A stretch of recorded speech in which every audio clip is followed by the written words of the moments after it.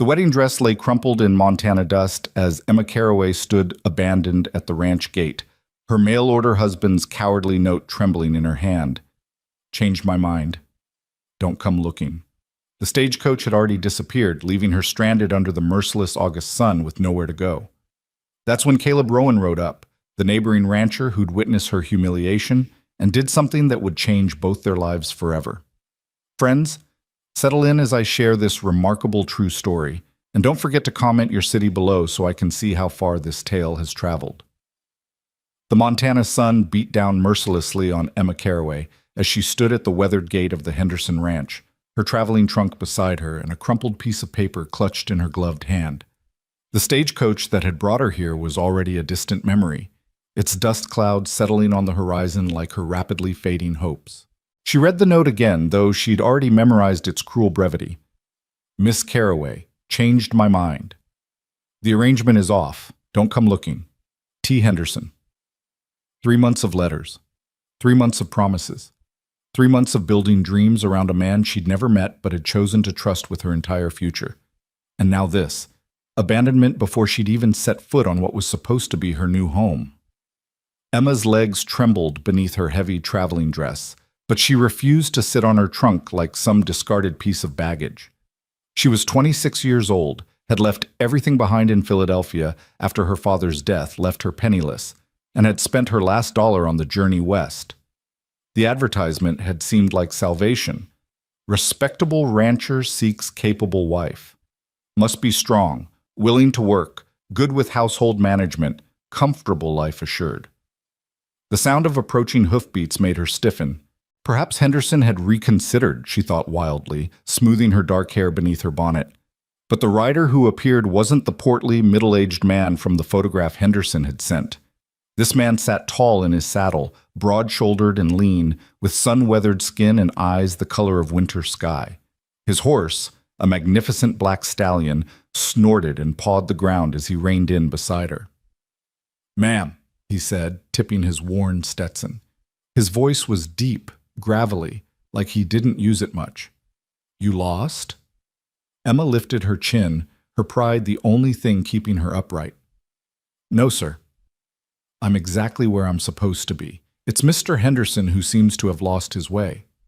The man's eyes flicked to the note still visible in her hand, then to the trunk with its Philadelphia railway tags. Understanding dawned on his weathered face. "You're the bride from back east." It wasn't a question, but Emma answered anyway, her voice steady despite the humiliation burning in her chest. "I was supposed to be. It seems Mr. Henderson has had a change of heart. That yellow-bellied snake," the man muttered, then caught himself. "Pardon my language, ma'am. Tom Henderson's been my neighbor for 5 years, but this—" He shook his head in disgust. "This ain't right." Emma felt tears threatening, but blinked them back furiously. She would not cry in front of this stranger. She would not cry at all. "If you could perhaps direct me to town, sir? I need to find lodging and employment." The man dismounted in one fluid motion, and Emma noticed he moved with the easy grace of someone who'd spent his life in the saddle. Up close, she could see his eyes weren't just blue. They held flecks of gray like storm clouds gathering. "Town's 15 miles east, ma'am, and if you'll pardon my saying, there ain't much there for a lady on her own. The only lodging is above the saloon, and the only employment—" He trailed off, his jaw tightening. Emma understood what he wasn't saying. A woman alone in a frontier town had limited options, none of them respectable. "I see," she said quietly. "Then I'll simply have to make do." "With what money?" he asked bluntly. "Henderson wire you funds for the return journey?" Her silence was answer enough. The man, she still didn't know his name, took off his hat and ran a hand through his dark hair, peppered with premature silver, though he couldn't be more than 35. "This is Caleb Rowan," he said finally. "My spread's just over that ridge. Nothing fancy, but it's honest. I could use help with the house and such. Room, board, and wages, proper wages," he added firmly, meeting her eyes. "Nothing untoward. I give you my word on that." Emma studied him carefully. His clothes were clean but mended, his boots worn but well-maintained. His hands were calloused from work, his face honest if not handsome in the conventional sense.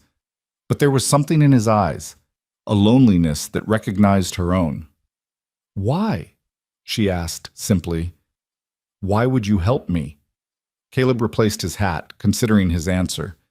"Because a man who'd abandon a woman like this ain't worth spit," he said. "Because you came all this way on a promise, and somebody ought to keep at least part of it. And because—" He paused, looking past her toward the Henderson ranch. "Because I know what it's like to be alone when you counted on not being." The wind picked up, sending dust devils dancing across the road. Emma's dress whipped around her ankles, and she had to hold her bonnet to keep it from flying away. She thought of her options: the saloon in town, the dangerous journey back east with no money, or this stranger's unexpected offer. "I don't even know you," she said. "No, ma'am, you don't." "But you didn't know Henderson either, did you?" He had a point. "I'll make you a deal. Come to my place, get settled for the night. Tomorrow, if you want, I'll take you to town myself, pay for your lodging for a week while you figure things out. But at least tonight, you'll have a decent meal and a clean bed." Emma looked at the Henderson ranch, dark and unwelcoming despite the sunny day. Then she looked at Caleb Rowan, waiting patiently for her answer. "I accept your offer, Mr. Rowan. For tonight." He nodded and moved to pick up her trunk, lifting it easily despite its weight. "Let me tie this to my horse. Can you ride?" "I've ridden," Emma said, though it had been years since she'd been on anything but a carriage horse in Philadelphia. "Good."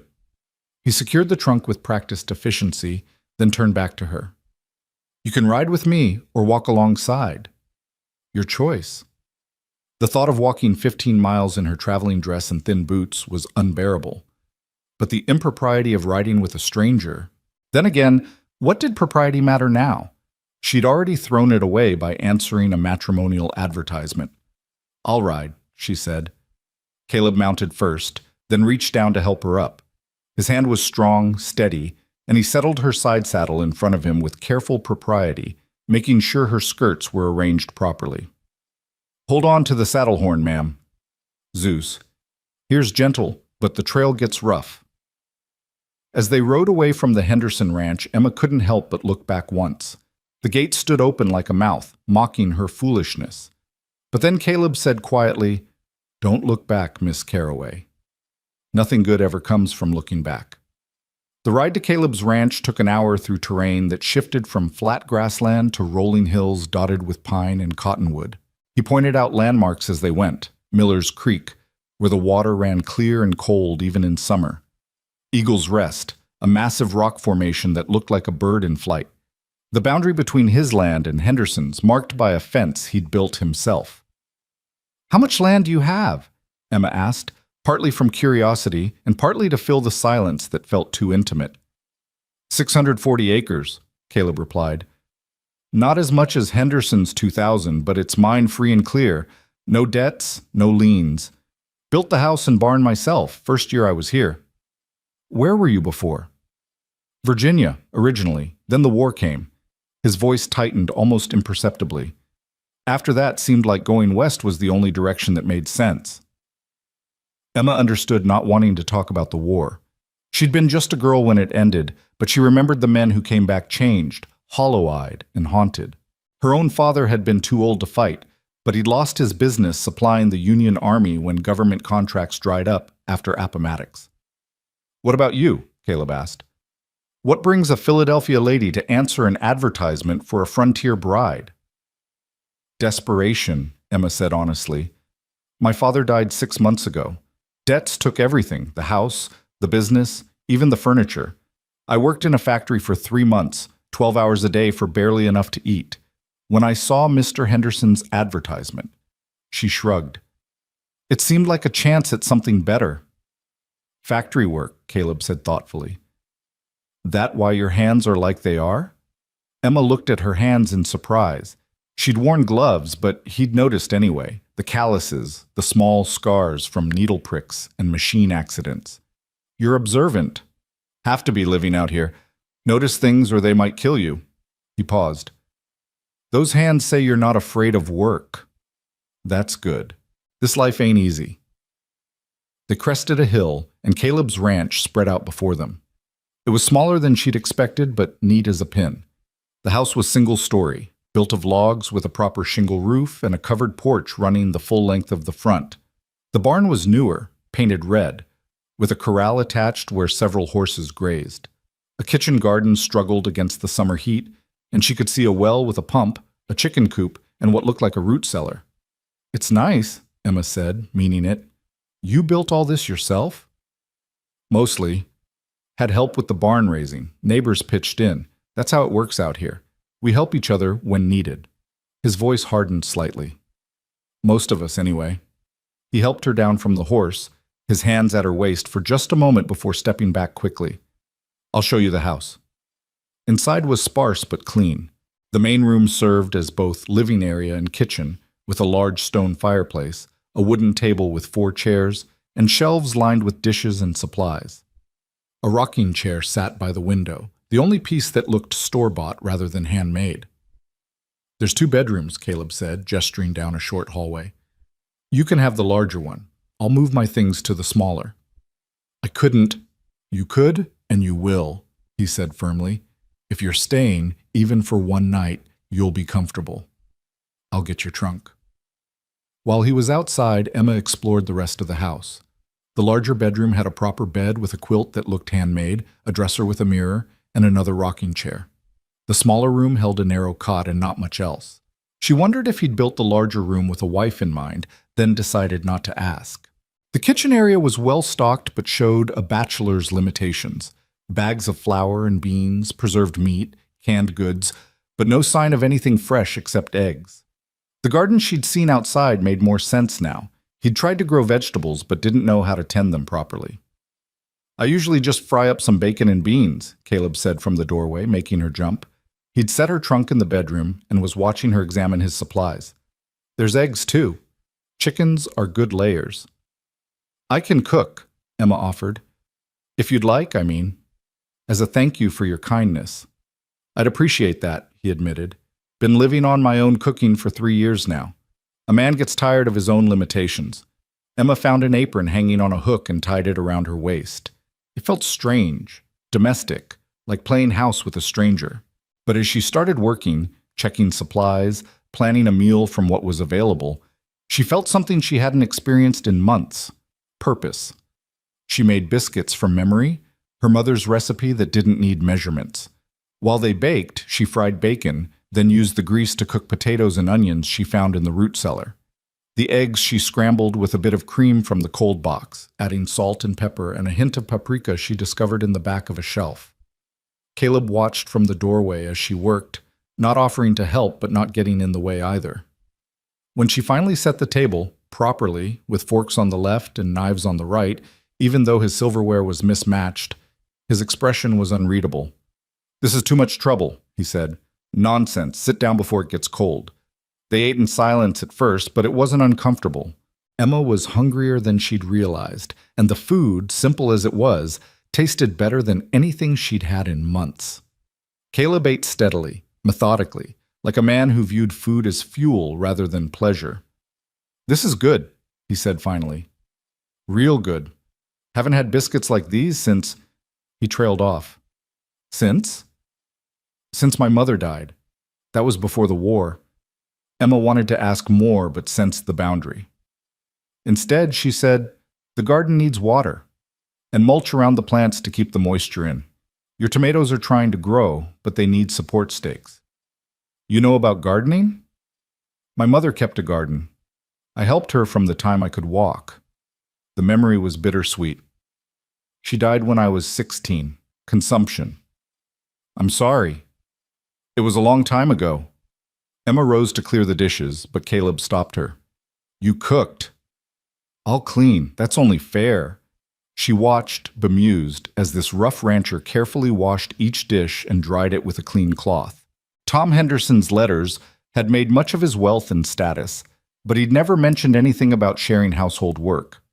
As the sun began to set, painting the sky in shades of orange and pink, Emma found herself on the porch in the rocking chair while Caleb tended to the horses.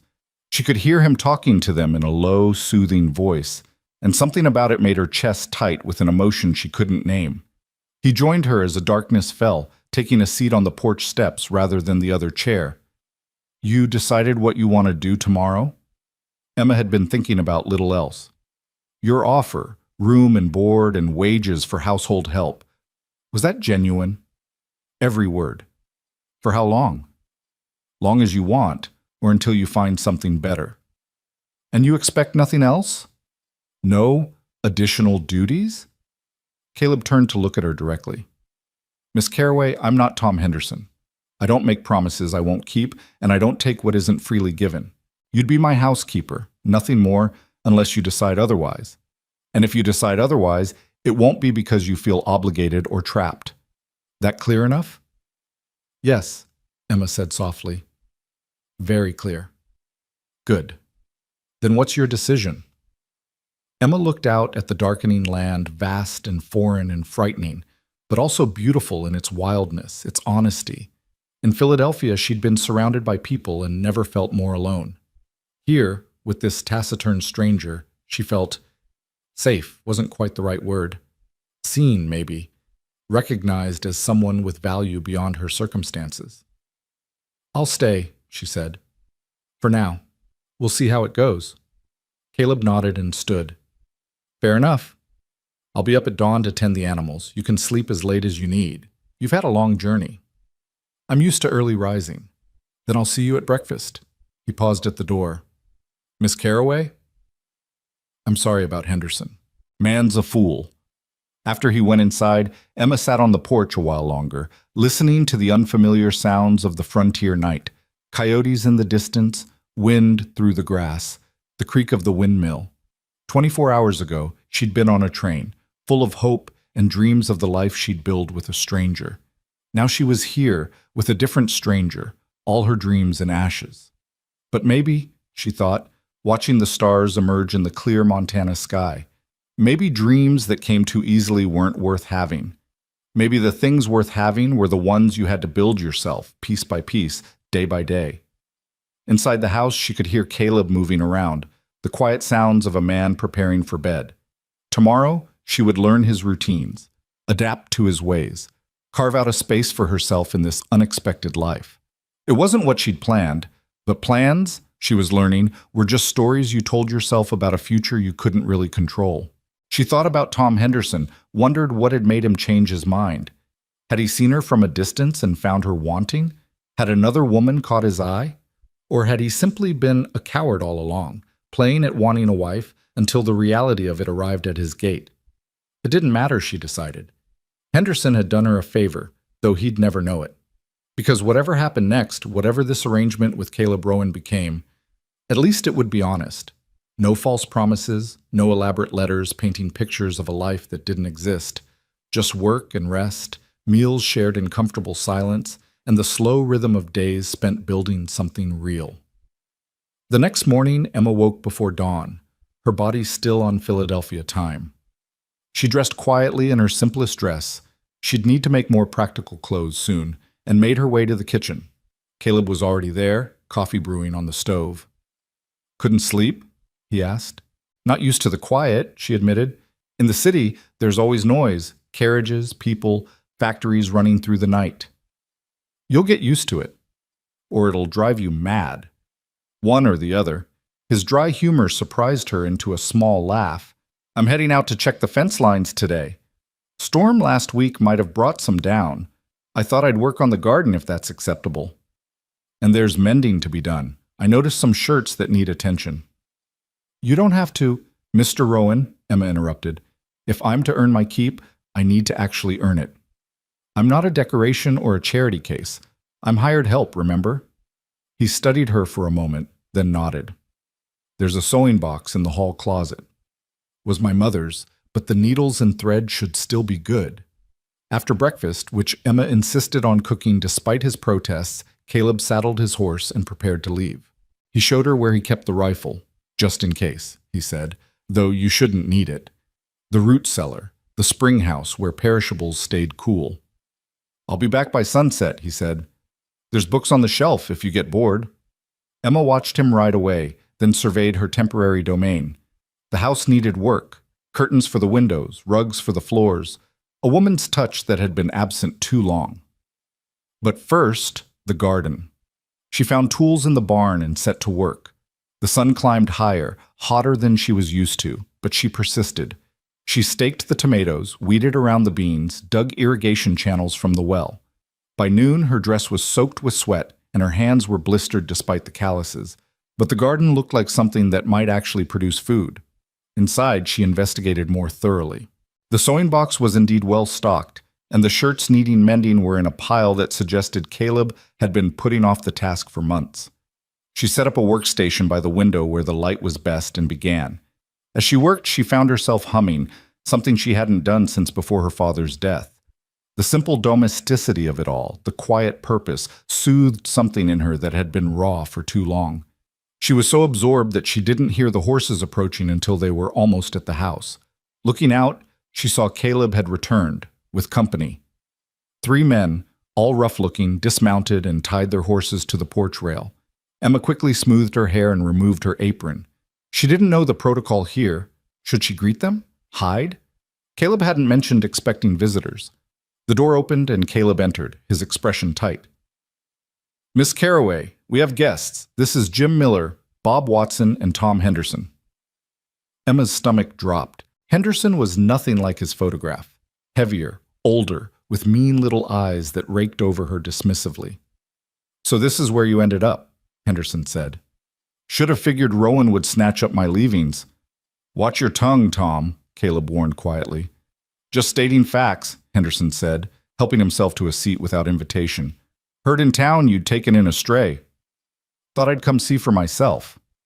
Emma felt her spine stiffen. "Gentlemen," she said coolly, "would you care for coffee?" "Well, ain't she domesticated already?" Henderson laughed unpleasantly. "See, boys?" This is why I changed my mind.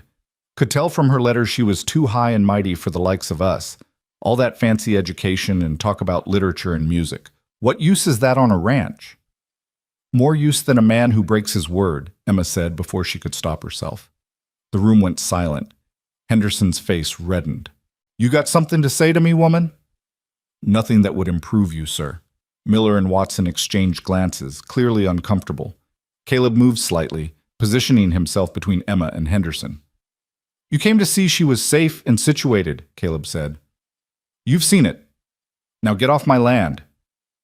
"Your land?" Henderson stood, sneering. "For now, maybe. But that creek that feeds your well runs through my property first. Be a shame if something happened to it." "You threatening me, Tom." "Just being neighborly. Wouldn't want your housekeeper to suffer from lack of water." The threat hung in the air like smoke. Emma saw Caleb's hands clench, but he kept his voice level. "Get out." Henderson laughed and headed for the door. "See you around, Rowan." "Miss Carraway." He tipped his hat mockingly. "Enjoy playing house while it lasts." After they left, Caleb stood rigid, staring at the door. Emma could see the tension in his shoulders, the effort it took not to go after them. "He can't really divert the creek, can he?" she asked. "Legally?" "Number. Water rights were established when we claimed our lands, but legal and what happens out here aren't always the same thing." He turned to her. "I'm sorry. I shouldn't have brought you into this." "You didn't." "I brought myself." Emma returned to her sewing, though her hands shook slightly. "Mr. Henderson seems like the type who's made many enemies. Eventually, that catches up with a man." Caleb watched her for a moment, something like admiration in his eyes. "You handled him well. Most women would have been frightened." "I've dealt with worse than Tom Henderson," Emma said. "Factory foremen who think any woman without protection is fair game, landlords who offer to forgive rent for certain favors. At least Henderson is obvious about his nature. Still, you shouldn't have to deal with him. Life is full of things we shouldn't have to deal with, Mr. Rowan. The measure of a person is how they handle them anyway." That evening, as they ate dinner, venison stew Emma had found the makings for, Caleb was quieter than usual. Finally he said, "Henderson will make trouble. He's that type. If you want to reconsider staying." "Do you want me to leave?" "No," he said quickly, then seemed surprised by his own vehemence. "No, It's been nice having someone here, coming home to a cooked meal and conversation. But I won't have you staying out of stubbornness if it puts you in danger." Emma considered this. Mr. Rowan, Caleb, may I speak plainly? He nodded. I have nowhere else to go. No money, no family, no prospects back east. You've offered me honest work for honest pay and a safe place to stay. That's more than anyone else has offered me in 6 months. Tom Henderson is unpleasant, but he's also a coward. He proved that by abandoning me at his gate. Cowards make threats, but they rarely follow through unless they're certain of winning. You've got him figured pretty well for one meeting. I've met his type before. They're all the same, whether they wear overalls or suits. She paused. Besides, your garden needs tending, your shirts need mending, and you need to learn that there are more ways to cook beans than just frying them with bacon. That surprised a laugh out of him, the first real laugh she'd heard from him. It transformed his face, making him look younger, less burdened. Fair enough, Miss Carroway. We'll take it day by day. Emma, she said, if we're going to be sharing a house, you should call me Emma. Emma, he repeated, as if testing the name. Then you'd better call me Caleb. The weeks that followed settled into a rhythm that surprised Emma with its comfort. She rose each morning before dawn, making coffee strong enough to float a horseshoe, the way Caleb liked it, and had breakfast ready by the time he came in from his early chores. They ate together in companionable silence, planning the day's work, then went their separate ways until evening brought them back together again. The garden began to thrive under her care.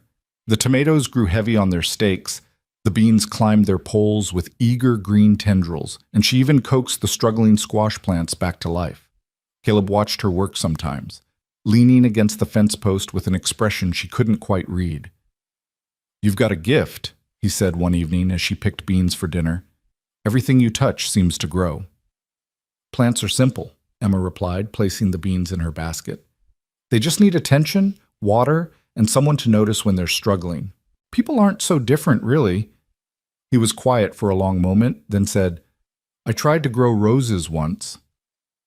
My mother loved roses, brought cuttings all the way from Virginia, planted them along the front of the house. He gestured to a bare patch of earth near the porch. They died the first winter. I didn't know they needed protection from the cold. We could try again, Emma suggested carefully. Wild roses would do better here. They're hardy, meant for this climate. Maybe, he said, but she heard the hope in it. 3 weeks into their arrangement, Emma took the wagon to town for supplies. Caleb had resisted at first, wanting to accompany her, but she'd insisted she could manage. I'm not a child, Caleb. I can handle a wagon and horses, and I can certainly handle buying flour and fabric. He'd relented, though she noticed he'd cleaned and loaded the rifle, placing it under the wagon seat, just in case. The town of Miller's Creek was exactly what she'd expected. One main street lined with essential businesses, general store, blacksmith, saloon, hotel, and a small church that doubled as the schoolhouse. What she hadn't expected was the way conversation stopped when she entered the general store. You'd be the woman staying out at the Rowan place, the shopkeeper's wife said, her tone carefully neutral. I'm Mr. Rowan's housekeeper, yes, Emma replied evenly. Emma Carroway. Housekeeper, someone muttered from the back of the store, the word laden with implication. Emma kept her expression pleasant as she handed over her list. I'll also need to look at your fabric selection, Mrs. Dobson. Mary Dobson. The woman's expression softened slightly. Heard you came out to marry Tom Henderson. Plans change, Emma said simply. That they do. Mary began gathering the items on Emma's list. Caleb Rowan's a good man, quiet, keeps to himself mostly, but honest. Helped my husband rebuild our barn after a storm 2 years back. Wouldn't take a penny for it. He seems very kind, Emma agreed, examining a bolt of sturdy blue cotton that would make good work dresses. Kind enough to take in a stranger, apparently, said another voice. Emma turned to find a younger woman, prettily dressed in green calico, eyeing her with obvious disapproval. I'm Sarah Watson. My father owns the Double Bar Ranch. Miss Watson, Emma acknowledged with a nod. We've all been wondering what sort of woman answers those advertisements. Mail-order bride. Sarah said it like it tasted sour. Desperate, I suppose. Emma felt heat rise in her cheeks, but kept her voice level. Desperate for honest work and a new start, yes. I don't see any shame in that. Work, Sarah laughed unpleasantly. Is that what they're calling it now? Sarah Watson, Mary Dobson snapped. You mind your tongue in my store. But the damage was done. Emma could feel the eyes on her, the whispers that would follow her out. She completed her purchases with as much dignity as she could muster, but her hands trembled as she loaded the wagon. Miss Carroway? She turned to find a man she didn't recognize, older, with kind eyes and a clerical collar. I'm Reverend Mills, he said. I wanted to introduce myself and invite you to Sunday services. That's kind of you, Reverend, but I'm not sure. Everyone is welcome in God's house, he said firmly, loud enough for passers-by to hear. And I mean everyone. We're a small community, Miss Carroway. Sometimes that makes people small-minded. But there are good folks here, too. Give them time. Emma thanked him and drove home, but the encounter had shaken her more than she wanted to admit. When she pulled up to the ranch, Caleb was waiting on the porch, clearly having watched for her return. How was town? He asked, helping her down from the wagon. Educational, she said dryly. His jaw tightened. Who gave you trouble? It doesn't matter. People will think what they want to think. Emma, no, Caleb. She turned to face him fully. If I'm going to live here, I need to fight my own battles. I can't have you riding to my rescue every time someone says something unpleasant. That would only confirm what they already suspect. He studied her face, then nodded slowly. You're right. But if anyone crosses a line, then I'll tell you, she promised. Now help me unload this wagon. I bought fabric to make proper curtains, and you're going to help me hang them whether you like it or not. That earned her one of his rare smiles. As they worked together, unloading supplies and discussing where curtains were most needed, Emma felt the knot in her chest loosening. Let the town think what it wanted. Here, in this simple house with this complicated man, she was building something real. That night, a summer storm rolled in with sudden violence.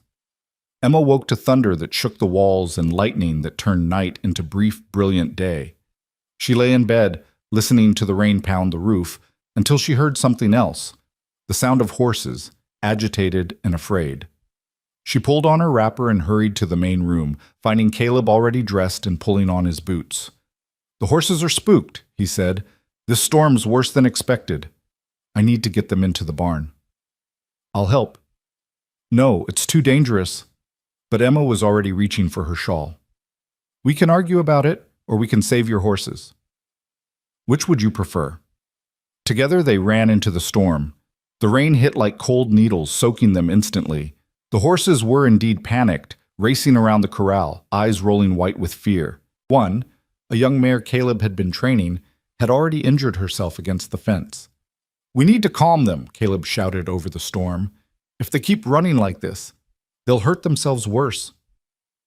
Emma had grown up with carriage horses, not ranch stock, but fear was fear in any animal.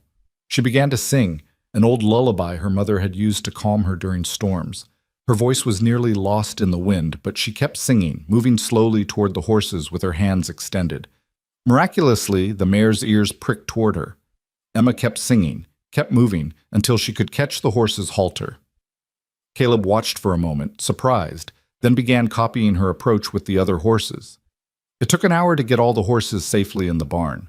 By the time they finished, Emma was shivering so hard her teeth chattered. Caleb wrapped a horse blanket around her shoulders, his hands lingering for a moment. That was brave, he said. Foolish, but brave.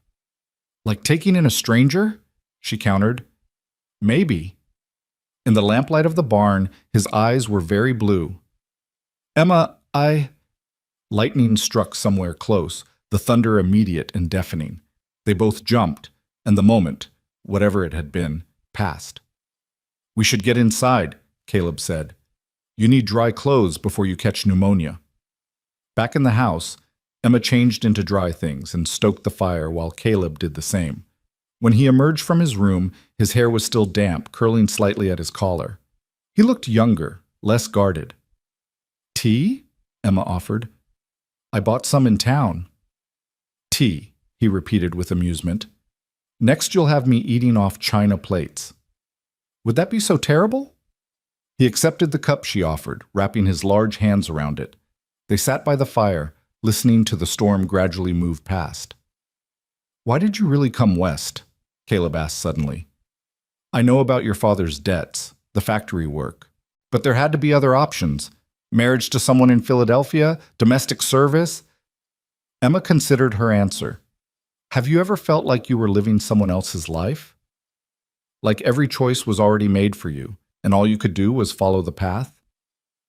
"Yes," he said quietly. "Every day during the war.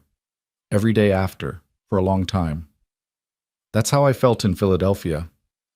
After Mother died, I kept house for Father, helped with his business correspondence, hosted his dinners. After he died." She paused, gathering her thoughts. "Everyone expected me to marry Harold Westbrook. He was Father's partner's son, had been calling on me for 2 years. He was suitable. But when I looked at him, I saw my whole future laid out like a map. Marriage, children, Sunday dinners with his mother, tea with the proper ladies, and slowly disappearing until I wasn't Emma anymore, just Mrs. Harold Westbrook." She took a sip of tea. "The factory was horrible, but at least it was my choice. And when I saw that advertisement, you saw escape. I saw possibility," she corrected. "Even if it had worked out with Henderson, it would have been my choice, my risk. That seemed worth everything." Caleb set down his cup and leaned back in his chair. "I came west to escape too, not a person, but memories. Things I did in the war, things that were done to me. I thought if I got far enough away, worked hard enough, I could forget." "Did it work?" "No. The memories came with me, but the work helped. Building something with my own hands, seeing it grow, that helped." He looked at her. "Having you here helps too. I didn't realize how much silence I was living in until you filled it." Emma felt warmth that had nothing to do with the fire. "Caleb, I know this isn't what you planned," he continued. "I know you're making the best of a bad situation, but I want you to know I'm grateful. For the cooking and the curtains and the garden, yes, but more for making this feel like a home instead of just a place to sleep." Before Emma could respond, there was a pounding at the door. Caleb was on his feet instantly, reaching for the rifle. "Rowan! Open up! It's Jim Miller!" Caleb opened the door to reveal Miller, soaked and muddy. "Tom Henderson's dam burst," he said without preamble. "The water's heading straight for the Baxter place. They've got 3 little ones. We need every hand we can get." Caleb was already reaching for his coat. "Emma, stay here." "Those children," Miller interrupted. "Mrs. Baxter's trying to get them to high ground alone." "Her husband's in town." Emma stood. "I'm coming." "Emma, no." "Don't argue with me, Caleb Rowan. Children need saving." The ride through the storm was nightmarish. The rain had turned roads to rivers of mud, and they could hear the roar of the floodwater ahead. When they reached the Baxter homestead, they found chaos. The water had already reached the house, and Mrs. Baxter was on the roof with her children, screaming for help. "We need rope!" Caleb shouted. Other neighbors were arriving, the Dobsons from town, the Watson men, even some Emma didn't recognize. In crisis, the community came together. They formed a human chain, Caleb wading into the current with a rope tied around his waist. Emma watched, her heart in her throat, as he fought his way to the house. One by one, the children were passed along the chain to safety. Mrs. Baxter came last, sobbing with relief and terror. "My house," she kept saying, "everything we own." "You're alive," Emma told her firmly, wrapping her in a blanket someone had brought. "That's what matters. The rest can be rebuilt." They worked through the night, saving what they could, building barriers to redirect the water. Emma found herself working beside Sarah Watson, both of them filling sandbags in silent cooperation. When Sarah slipped in the mud, Emma caught her arm, pulling her up. "Thank you," Sarah said stiffly. "We help each other out here," Emma replied. "That's what neighbors do." Sarah looked at her for a long moment, then nodded and went back to work. By dawn, the immediate danger had passed. The Baxter house was damaged but standing, and no one had been seriously hurt. As people began to disperse, exhausted and muddy, Tom Henderson appeared on his horse, surveying the damage his failed dam had caused. "Shame about all this," he said, not sounding sorry at all. "Act of God, though. Storm was worse than anyone expected." "Your dam was built wrong," Caleb said flatly. "Everyone told you it wouldn't hold if we got real rain." "You accusing me of something, Rowan?" Before Caleb could respond, Mr. Baxter arrived, having ridden hard from town.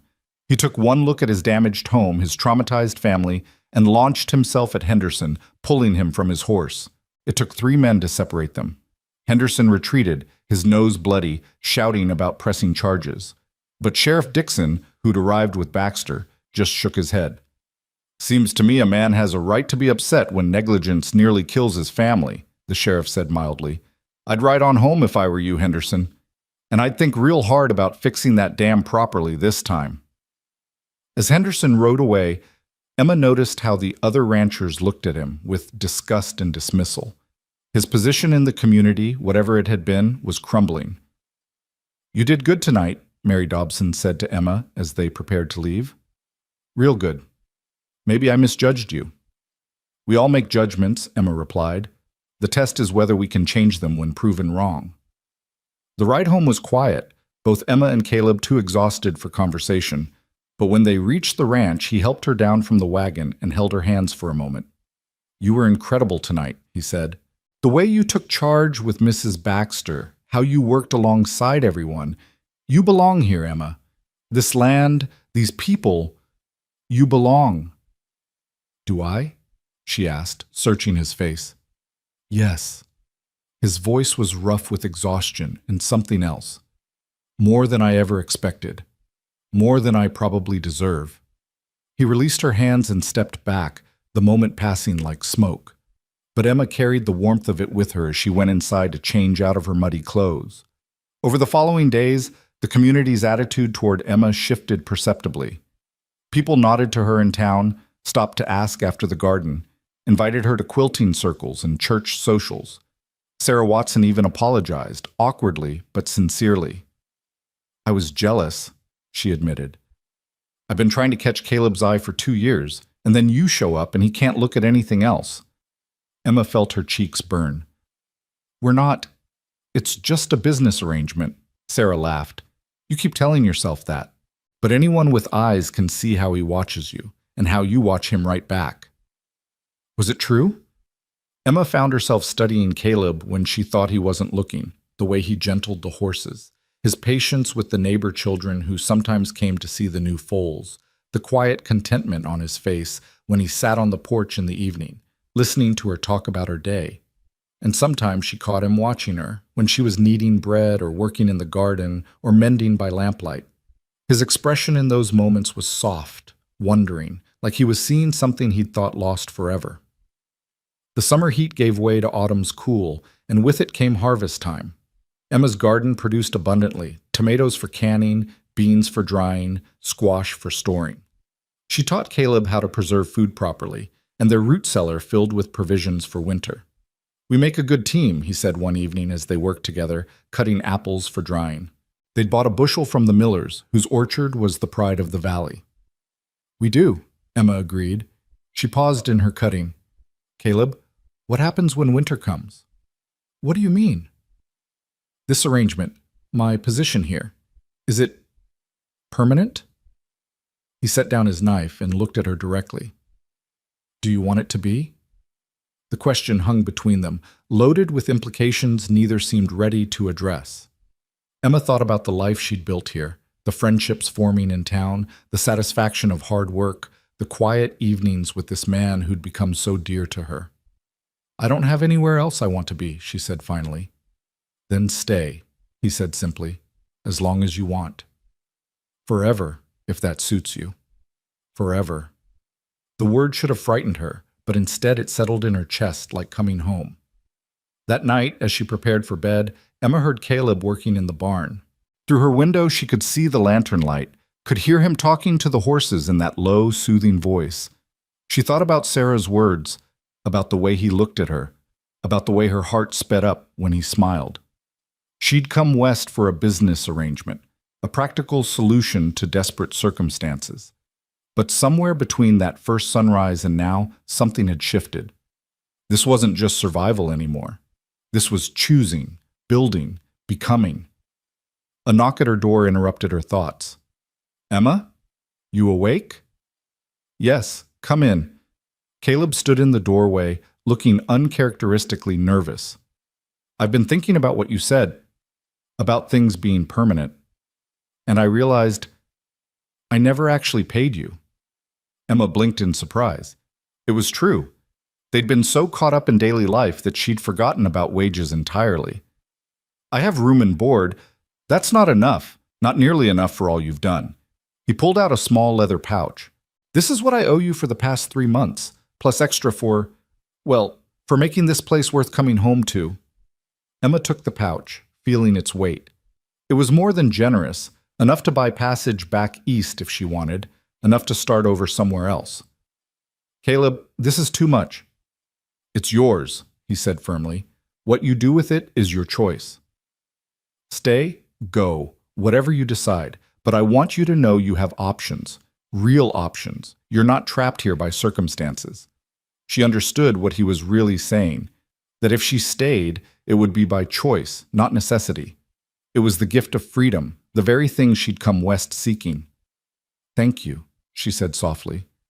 He nodded and turned to go, then paused. Emma, I hope you stay. Not because you need to, but because you want to. Because this is home now. After he left, Emma sat on her bed, holding the pouch of money. She could leave, start fresh somewhere else with no complications, no small-town gossip, no uncertain future. But the thought of leaving, of never again seeing Caleb's rare smile, never again working beside him, never again sharing quiet evenings by the fire, made her chest ache with potential loss. She'd come west as a mail-order bride, desperate and alone. But she'd found something better than the security she'd sought. She'd found a place where she belonged, work that mattered, and a man who saw her as herself, not as a disappointment or a burden or a solution to loneliness, but as Emma. Tomorrow, she would tell him she was staying, not for the wages or the roof over her head, but for the possibility of what they were building together. For the first time since her father's death, the future didn't feel like something to be endured. It felt like something to be embraced. The next morning brought an unexpected visitor. Emma was hanging laundry when a fancy carriage pulled up, entirely out of place on the rough ranch road. A well-dressed woman stepped out, middle-aged and stern-faced, followed by a younger man Emma recognized with a sinking heart, Harold Westbrook. Emma, Harold said, his voice mixing relief with disapproval. Thank God we found you. Harold? What are you doing here? I've come to take you home, of course. Your neighbor, Mrs. Patterson, wrote to Mother about seeing you at the train station. It took some time to track you down, but here we are. The woman, Harold's mother, looked around with obvious distaste. This is where you've been living? Like some common servant? I've been working, Emma said evenly. Honest work for honest pay. Don't be ridiculous, Mrs. Westbrook snapped. Harold has graciously agreed to overlook this adventure of yours. You'll come back to Philadelphia, marry properly, and we'll never speak of this again. Emma felt a laugh bubble up, inappropriate and unstoppable. Overlook? Graciously? Emma, please, Harold said, stepping forward. I know you were grieving your father, not thinking clearly.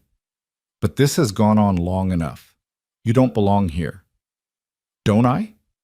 Emma looked at him, really looked at him.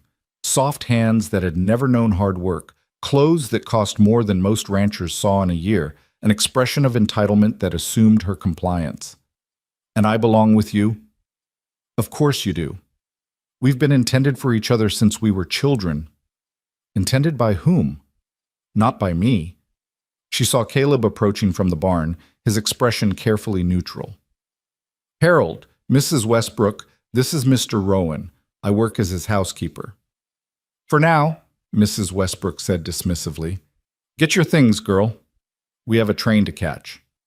No. The word hung in the air like a challenge. Harold's face reddened. Emma, don't be foolish. You can't seriously intend to stay here working as a servant when you could be my wife.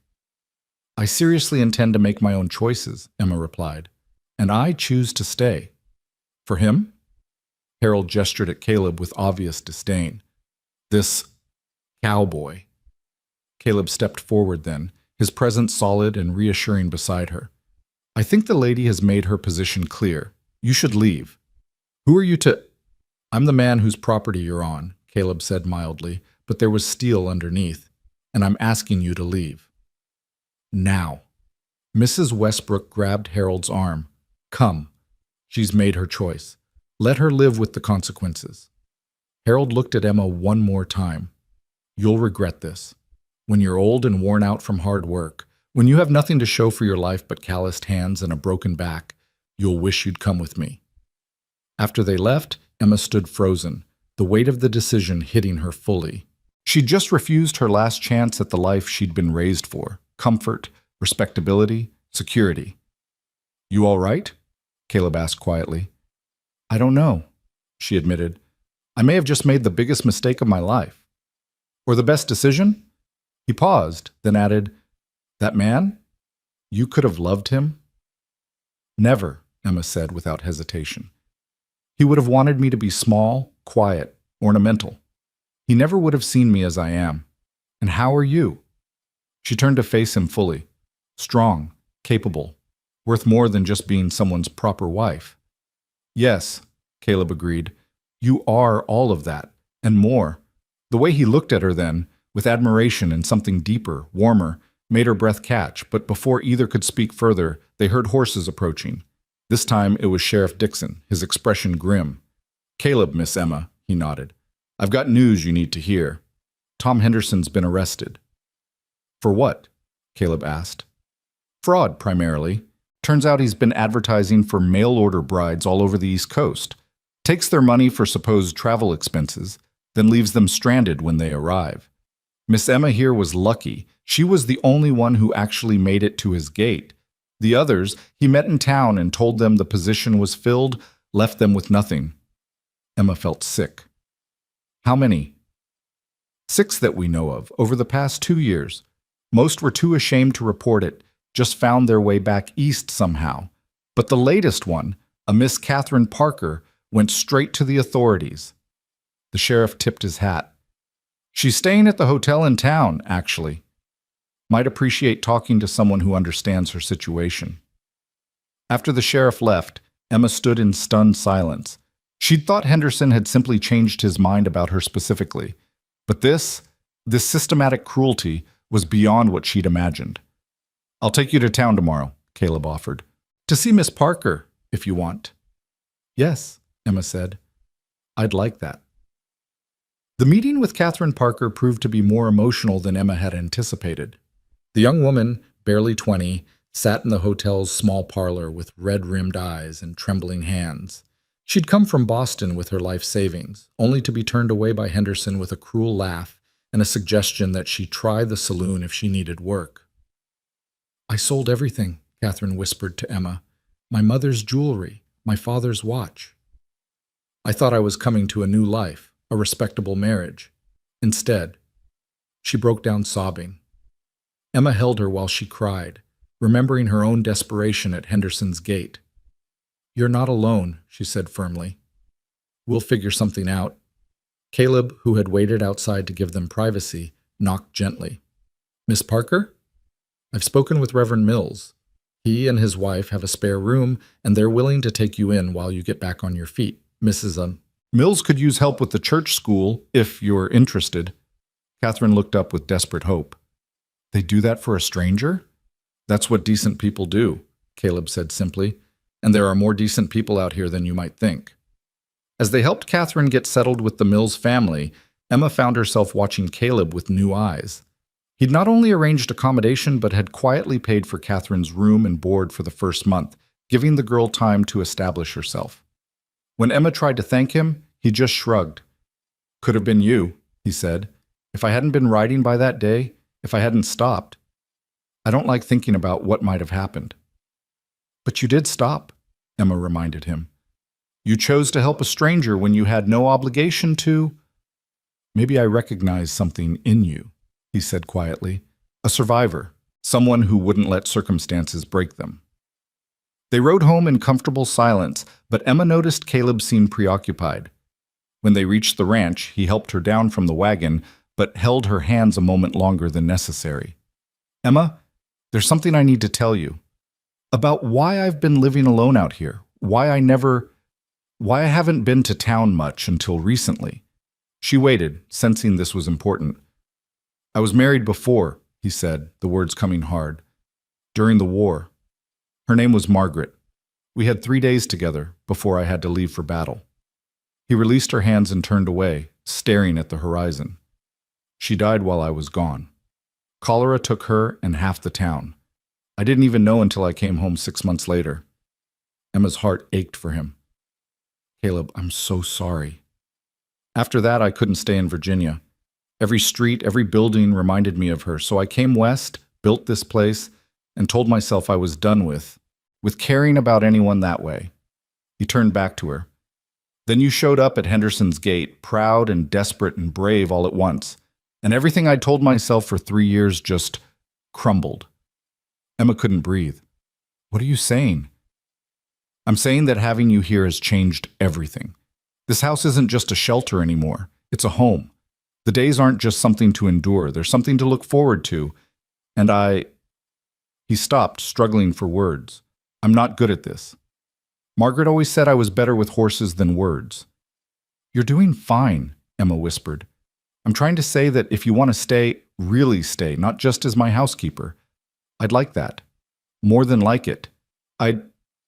He stopped again, frustrated with his own inarticulateness. Emma stepped closer to him. Caleb Rowan, are you trying to propose to me? I'm making a mess of it, he admitted. I had it all planned out, what I'd say, how I'd say it. But looking at you now, all the words just flew away. He took a breath. Emma Carraway, you came here to marry a stranger. Would you consider marrying a friend instead? Someone who knows you're strong and capable and too good for him, but who promises to spend every day trying to deserve you. Emma felt tears prick her eyes. You already deserve me, she said. You have since the day you refused to leave me stranded at that gate. Is that a yes? That's a yes. His kiss was gentle, tentative, as if he was afraid she might disappear.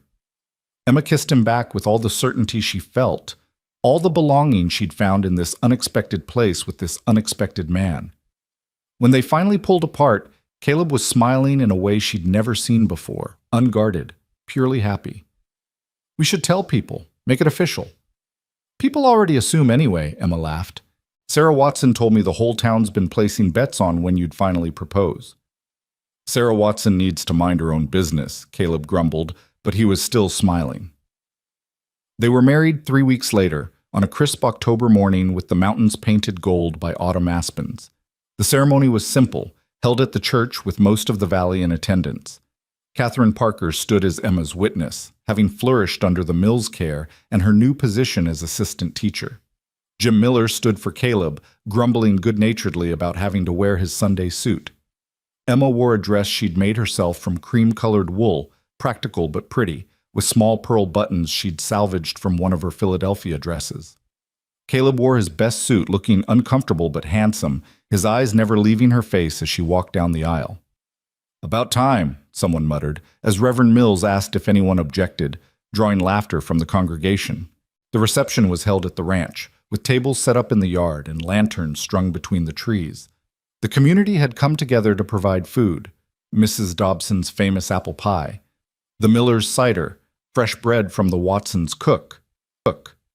Even some of Henderson's former ranch hands showed up, the property having been sold to pay his debts and fines. As the sun set and the dancing began, Emma found herself on the porch with Mary Dobson, watching Caleb attempt to dance with little Lucy Baxter standing on his boots. You've done well for yourself, Mary said. Better than if things had gone according to plan. Yes, Emma agreed. Sometimes the best things come from the worst circumstances. He loves you, you know, really loves you. The whole town can see it. Emma watched her husband, carefully spin Lucy around, making the child giggle with delight. I love him too, more than I thought possible. Good, Mary said firmly. That's how it should be. As winter approached, Emma and Caleb settled into married life with an ease that surprised them both. The awkwardness Emma had feared never materialized. Instead, they moved around each other with the comfortable familiarity of people who had been together far longer than a few months. The first snow came early, blanketing the ranch in pristine white.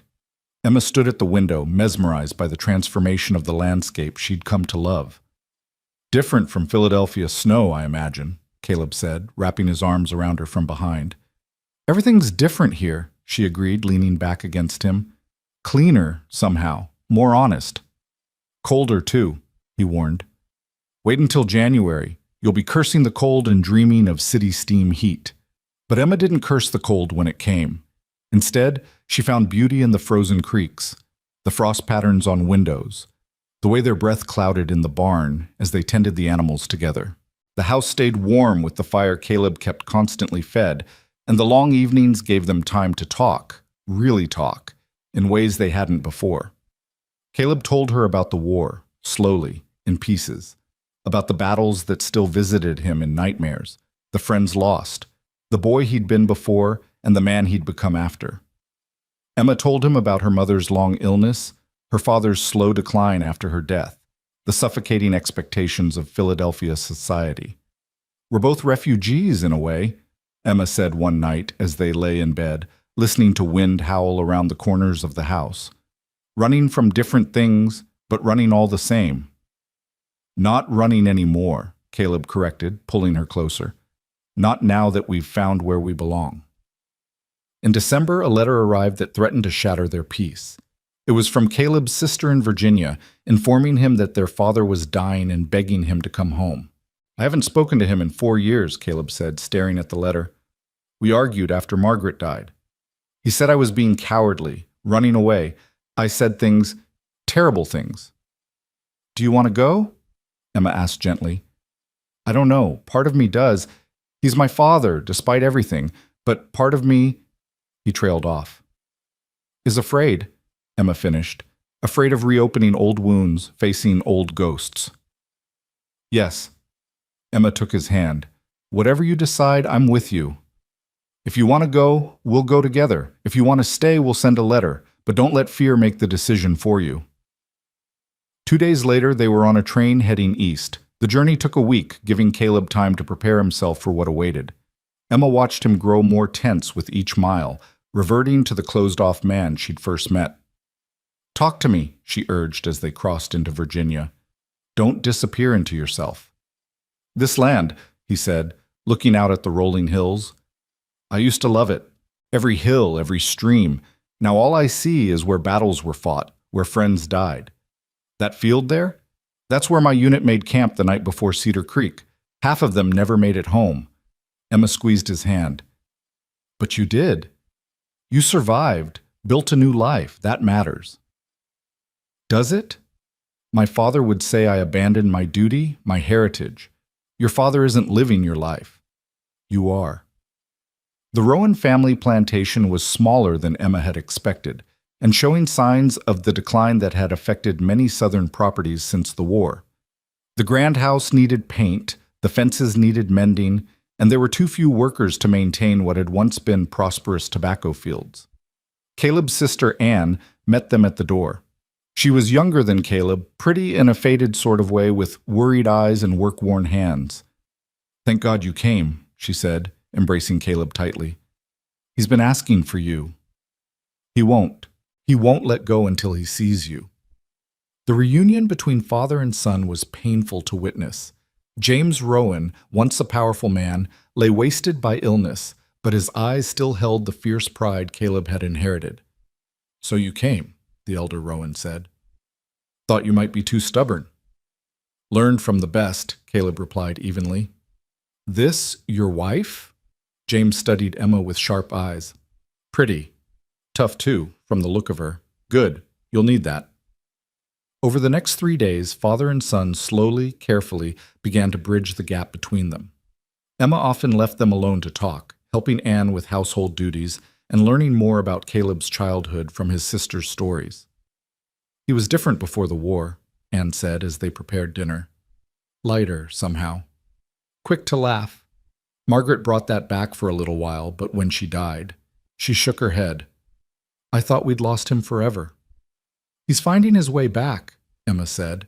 Slowly, but he's finding it. On the third night, James Rowan took a turn for the worse. The family gathered around his bedside as he struggled for each breath. With effort, he reached for Caleb's hand. I was wrong, he wheezed, about you leaving. You had to find your own way. I see that now. His eyes moved to Emma. Take care of him. He needs someone strong. I will, Emma promised. James Rowan died just before dawn, with his children beside him. The funeral was small. The war and time had claimed many of their neighbors, but those who came spoke of James with respect, if not warmth. After the burial, Anne pulled Caleb aside. The plantation is yours if you want it. Father left it to you in his will. Caleb looked at the land, the house, the weight of history and expectation. Then he looked at Emma. No, he said firmly. This isn't my life anymore. Sell it, use the money to restore what you can, find a good manager. But I won't be coming back. Anne nodded, seemingly relieved. I understand.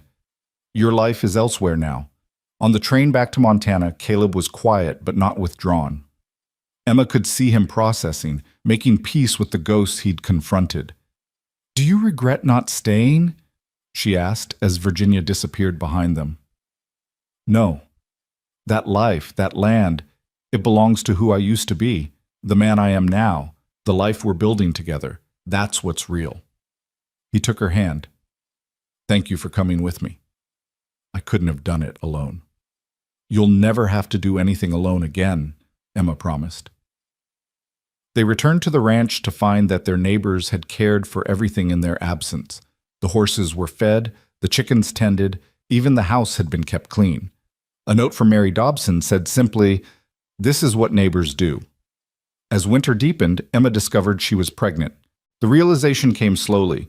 The morning sickness she attributed to bad meat, the fatigue she blamed on the cold. But when Mary Dobson took one look at her and said, "How far along are you, dear?" Emma couldn't deny it anymore. Caleb's reaction was everything she could have hoped for. Joy, fear, wonder, and protectiveness all flashed across his face before he gathered her into his arms, holding her as if she were made of spun glass. A baby, he whispered. Our baby. You're not disappointed? We've only been married a few months. Disappointed? He pulled back to look at her face. Emma, I thought I'd lost any chance at a family when Margaret died. It's a miracle. The pregnancy changed the rhythm of their days. Caleb became almost comically protective, trying to prevent her from doing anything more strenuous than sewing. Emma had to firmly remind him that pioneer women had been having babies while maintaining households for generations. I'm pregnant, not invalid, she said one morning when he tried to stop her from collecting eggs. I need to stay active. But she secretly loved his concern, the way he'd place his hand on her growing belly with wonder, the plans he made for expanding the house to accommodate their growing family. Spring arrived with its usual mix of hope and hard work. The garden needed planting, the new calves needed tending, and Emma insisted on participating despite her expanding waistline. She found that the physical work actually helped with the discomforts of pregnancy, and the fresh air was better than being cooped up inside. One afternoon in May, as Emma was working in the garden, she heard horses approaching. Multiple horses, moving fast. She straightened, shading her eyes against the sun, and felt her blood run cold. Tom Henderson sat on his horse at their gate, but he wasn't alone. He'd brought 6 men with him, all armed, all looking like trouble. Afternoon, Mrs. Rowan, Henderson called mockingly. He'd been released from jail after serving only 3 months, his lawyer arguing that the mail-order bride scheme, while morally reprehensible, hadn't technically broken enough laws to warrant a longer sentence. Mr. Henderson, Emma replied evenly, you're not welcome here. Now, that's not very neighborly. I just came to see how the happy couple is doing.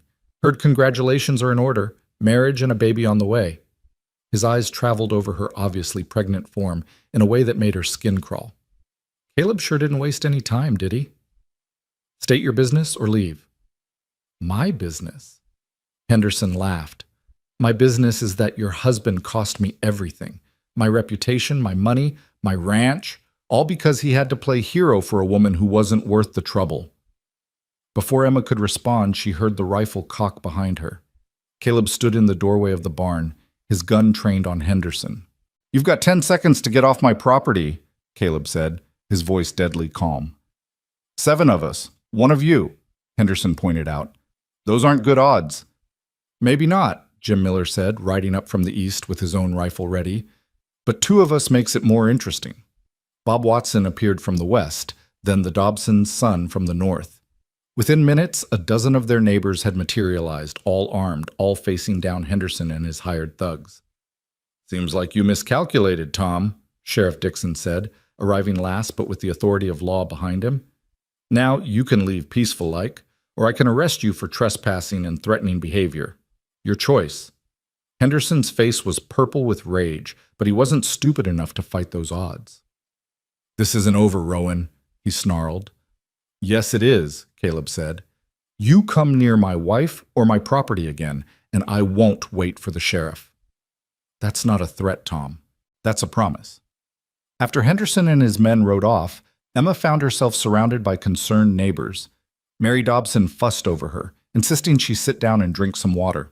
The men congregated around Caleb, discussing whether Henderson would try again. He won't, Sheriff Dixon said firmly. I'll make sure of that. He steps 1 foot wrong, and he'll be back in jail for a long stretch this time. That night, as they lay in bed, Emma could feel Caleb's tension in the rigid way he held himself.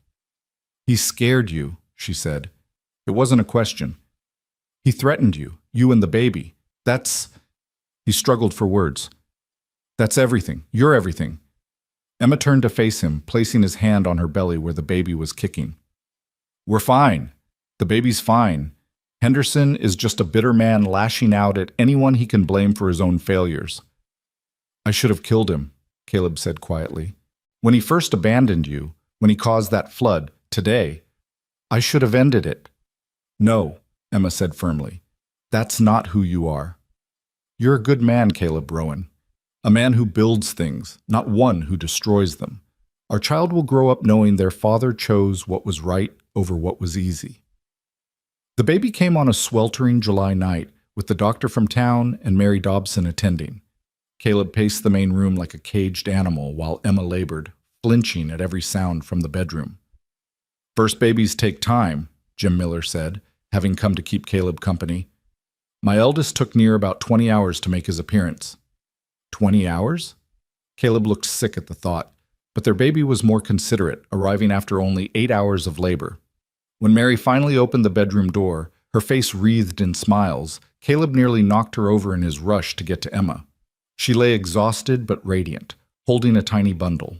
Meet your son, she said, offering the baby to Caleb.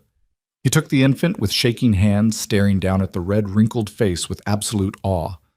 A son. We have a son. James, Emma said. After your father. If that's all right. Caleb's eyes filled with tears.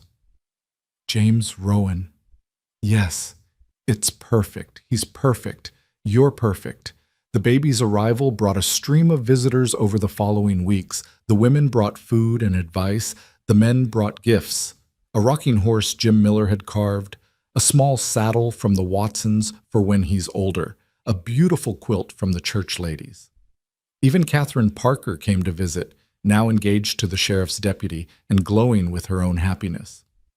You saved me, she told Emma. That day at the hotel, when I thought my life was over, you and Mr. Rowan showed me that good people still existed. You saved yourself, Emma corrected. We just helped a little. As summer turned to autumn, their life settled into a new rhythm accommodating baby James's needs. Caleb proved to be a devoted father, often taking the night feeding so Emma could rest, carrying the baby around the ranch in a sling Emma had fashioned, talking to him constantly about the animals, the land, their plans for the future. One evening, as the first frost touched the grass and the aspen leaves turned gold, Emma stood on the porch watching Caleb show their son the sunset. The baby, now 3 months old, gazed up at his father with absolute trust and fascination. What are you thinking? Caleb asked, noticing her watching them. That a year ago I was standing at Henderson's gate, thinking my life was over. And now, she gestured at the scene before her, husband, child, home, the land spreading golden in the evening light. And now? Now I know that sometimes the worst moments lead to the best outcomes, that the life we plan isn't always the life we need. She moved to join them, Caleb's arm coming around her automatically. I came west to marry a stranger, and I did. But somewhere along the way, that stranger became my best friend, my partner, my love. Emma, Caleb said softly, you saved me. I was just existing before you came, going through the motions, surviving but not living. You brought life back to this place. You brought love back to me. Baby James gurgled between them, and they both laughed. The sun set behind the mountains, painting the sky in shades of pink and gold, and Emma knew with absolute certainty that she was exactly where she belonged. That winter, Henderson made one last attempt at revenge. He tried to dam the creek upstream, cutting off water to Caleb's ranch. But he hadn't counted on the community's response. Every rancher in the valley rode out to tear down the illegal dam, and this time, Sheriff Dixon had enough evidence to arrest Henderson for attempted destruction of property in violation of water rights. He was sentenced to 5 years in the territorial prison. As the sheriff led him away, Henderson shot one last venomous look at Emma, who stood with baby James in her arms, surrounded by neighbors who'd become family. It's really over, Caleb said, pulling her close. No, Emma corrected. It's really beginning. Spring arrived with unusual warmth that year, melting the snow earlier than expected and bringing with it both promise and unexpected challenges. James was crawling now, exploring every corner of the house with determined curiosity, and Emma found herself constantly vigilant as she balanced watching him with the demands of the ranch. The morning that would change everything started like any other. Caleb was out checking the cattle, Emma was baking bread while James played with wooden blocks on the kitchen floor, when a rider approached at full gallop. Through the window, Emma recognized young Tommy Miller, Jim's eldest son, his face white with panic. "Mrs. Rowan!" he called before his horse had even stopped. "You need to come quick. There's been an accident at the mine. Cave-in. My pa says to bring any medical supplies you have." The silver mine in the hills had opened 6 months ago, bringing new prosperity to the valley, but also new dangers. Emma's heart sank as she quickly gathered bandages, laudanum, and anything else that might help. She bundled James up and was ready to go when Caleb rode in, having seen Tommy's frantic arrival. "How bad?" Caleb asked the boy. "Real bad, Mr. Rowan. 7 men trapped, maybe more. They got 3 out already, but—" Tommy's voice broke. He was only 16, trying so hard to be a man. "Take Emma and the baby to town," Caleb told Tommy.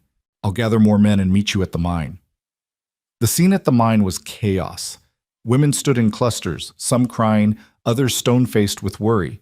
Men worked frantically at the blocked entrance, their faces grim. Emma handed James to Mary Dobson and immediately went to help Doc Peterson with the injured who'd been pulled out. One of them was Samuel Watson, Sarah's older brother. His leg was crushed, bent at an impossible angle. Sarah knelt beside him, tears streaming down her face as she held his hand. "Please," she begged Emma, their past tensions forgotten. "Please, help him." Emma and Doc Peterson worked for hours on the injured while the rescue efforts continued. The sun climbed high, then began its descent, and still men dug at the collapsed mine entrance.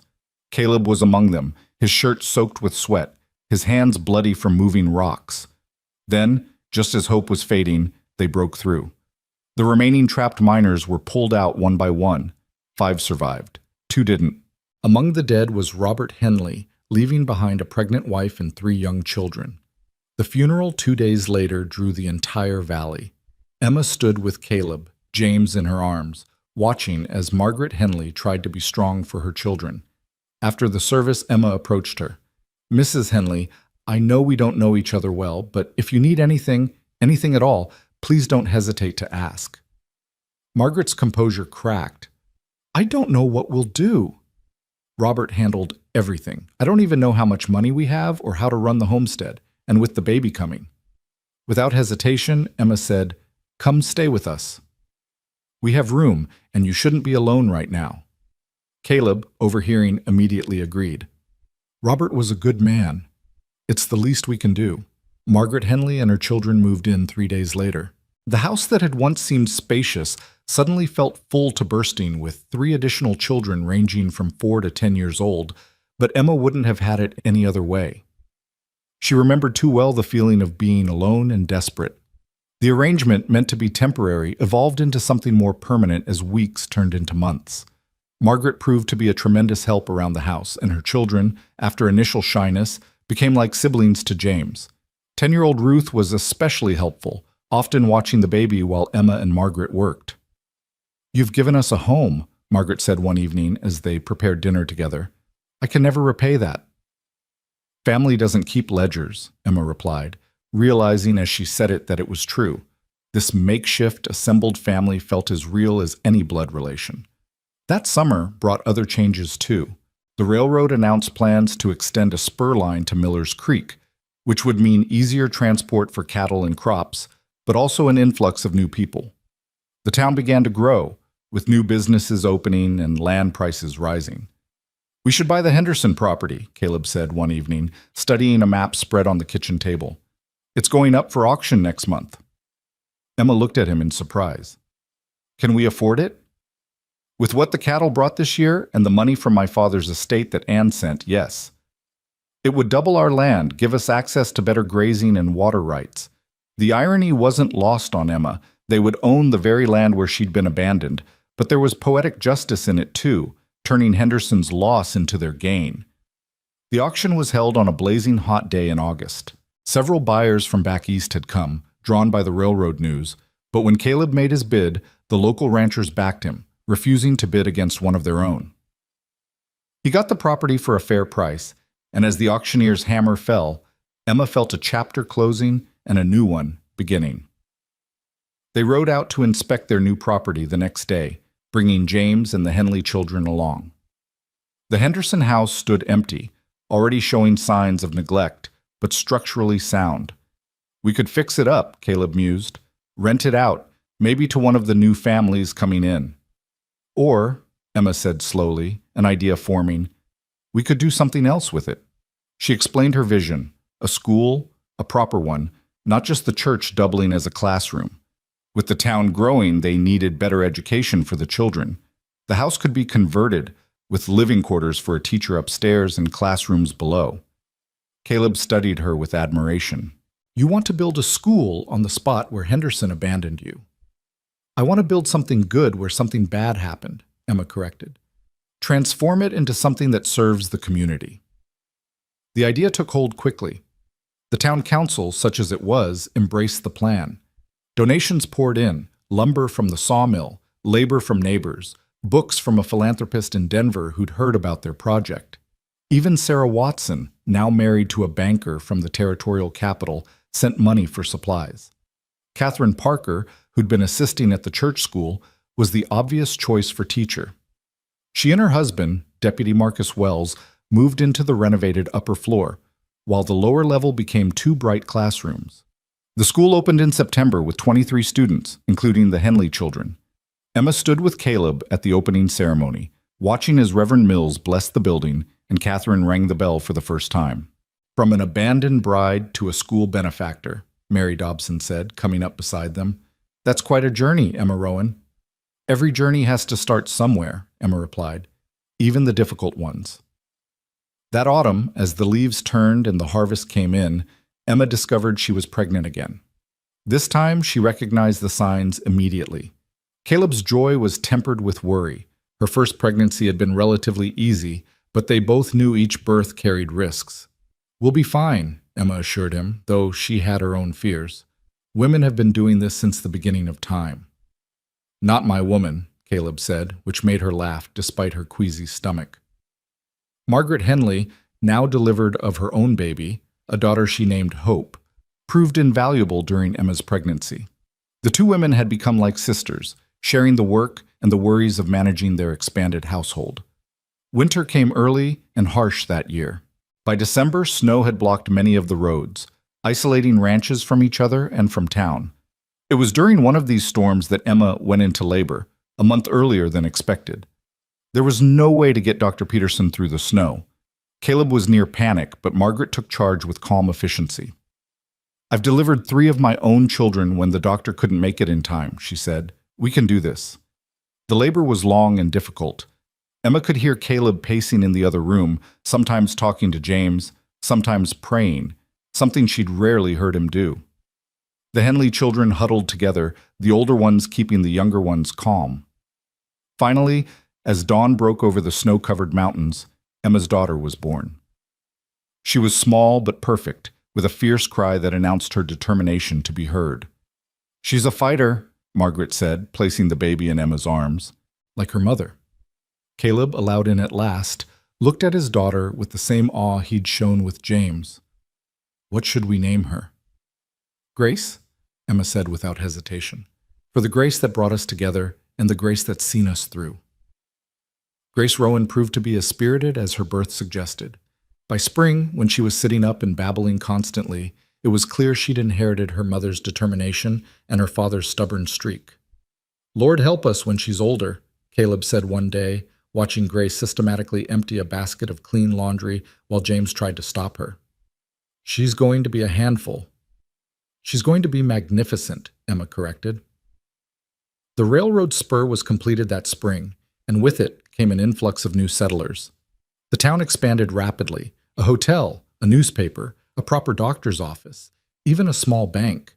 Land prices soared, and suddenly the Rowan Ranch, with its doubled acreage and prime location, was worth a small fortune. "We could sell," Caleb said one evening, going over the offers that had come in. "Move somewhere else, start fresh with enough money to live comfortable forever." Emma looked around the room, at Margaret nursing Hope, at the Henley children doing their homework at the kitchen table, at James playing with his toy horses while Grace watched from her cradle. "This is our home," she said simply. "You don't sell home." But the changes brought challenges too. Some of the new arrivals were less scrupulous than the original settlers. Cattle began disappearing, fences were cut, and there were disputes over water rights that sometimes turned violent. The worst incident came in late summer. Emma was in the garden with the children when she heard horses approaching fast. 6 riders she didn't recognize stopped at the gate. Their leader, a man with cold eyes and expensive clothes, dismounted without invitation. "Mrs. Rowan? I'm Jacob Sterling. I represent a consortium of Eastern investors interested in purchasing your ranch." "It's not for sale," Emma said firmly, gathering the children behind her. "Everything's for sale at the right price," Sterling said, his smile not reaching his eyes. "We're prepared to make a very generous offer." "The answer is no." Sterling's expression hardened. "You should discuss it with your husband. Sometimes women don't understand the full implications of business decisions." "I understand perfectly," Emma said. "Now get off our property." Sterling remounted, but his parting words were chilling. "This valley is changing, Mrs. Rowan. Those who don't change with it tend to get left behind, or buried under it." When Caleb heard about the encounter, his face went dark with anger. He rode straight to town to see Sheriff Dixon, but there was little the sheriff could do about veiled threats. "Sterling's been buying up land all over," Dixon said. "Some folks sold willing, others, well, they sold after their barns burned down or their cattle disappeared." "He won't drive us out," Caleb said grimly. The pressure intensified over the following weeks. First, some of their cattle were found shot. Then, someone poisoned the creek that fed their well, though thankfully Caleb discovered it before any person or animal drank from it. Finally, one night they woke to find the barn on fire. The whole community rallied to fight the blaze. They saved the barn, though it was damaged, and more importantly, they saved all the animals. As dawn broke over the smoke-damaged structure, Jim Miller voiced what everyone was thinking. "This has gone too far. Sterling needs to be stopped." The ranchers formed an association for mutual protection. They hired guards, established night patrols, and made it clear to Sterling and his associates that the valley wouldn't be intimidated. The territorial governor, alerted to the situation, sent federal marshals to investigate. The investigation revealed that Sterling's consortium was built on fraud and intimidation across multiple territories. He was arrested along with several associates, though he managed to avoid conviction on technicalities. But his reputation was ruined and the consortium dissolved. "It's over," Sheriff Dixon told them. "Sterling's heading back east with his tail between his legs." But the incident had changed things. The valley was no longer the isolated, peaceful place it had been. Progress had come, bringing both opportunity and danger. One evening, as Emma and Caleb sat on the porch watching their children play, James now toddling after the Henley children, Grace crawling determinedly after him, Margaret joined them with a letter in her hand. "My sister in California wants me to come live with her," she said quietly. "She's widowed too, has a big house, room for all of us." Emma's heart sank. "You're leaving." "I don't want to," Margaret said, tears in her eyes. "You've been more family to me than my own blood. But I can't keep imposing." "You're not imposing," Caleb said firmly. "You're family, like Emma said. This is your home as long as you want it. But you need your space, your privacy." "You've been more than generous, but what if," Emma interrupted, an idea forming, "we built you a house? On the property, close enough that we're still together, but separate enough that you have your own space." Caleb caught on immediately. "The old Henderson house site.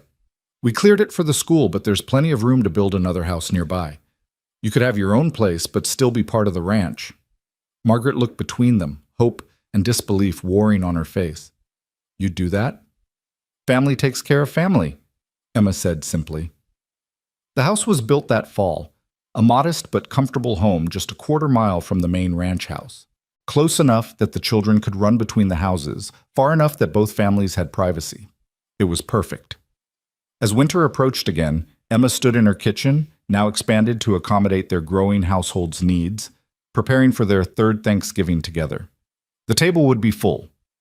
Their family, the Henleys, the Millers, Doc Peterson, Catherine and Marcus, even Sarah Watson and her husband were coming from the capital.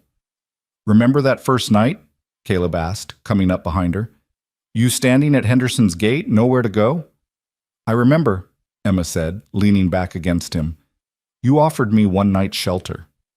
"Best offer I ever made," he said, kissing the top of her head. James ran through, chasing one of the barn cats, with Grace crawling after him with determined speed. The Henley children were helping set the table, arguing good-naturedly about placement. Margaret was nursing Hope by the fire, humming contentedly. "We built something good here," Emma said. "We built something real," Caleb corrected. "From the worst beginning." "The best endings sometimes come from the worst beginnings," Emma said. The first snow began to fall outside, gentle and clean, covering the land in pristine white. But inside, the house was warm and full of light, full of family, both born and chosen, full of the life Emma had never dared dream of when she stood abandoned at that gate. A knock at the door interrupted her thoughts. Caleb opened it to find a young woman, obviously pregnant, shivering in the cold. She held a crumpled piece of paper and had a trunk beside her. "Please," she said through chattering teeth, "I'm looking for the Baxter Ranch. I'm supposed to marry John Baxter, but I can't find—" Emma and Caleb exchanged looks. John Baxter had died 2 years ago. "Come in," Emma said immediately, guiding the woman to the fire. "Come in and get warm. We'll sort everything out." As she helped the stranger out of her wet coat, Emma caught Caleb's eye. He smiled, that rare, full smile that transformed his face, and she knew he was thinking the same thing she was. Another lost soul at another gate, another chance to transform abandonment into belonging. "What's your name?" Emma asked the woman. "Alice. Alice Thornton." "Well, Alice," Emma said, "you're safe now. Whatever happens next, you're safe."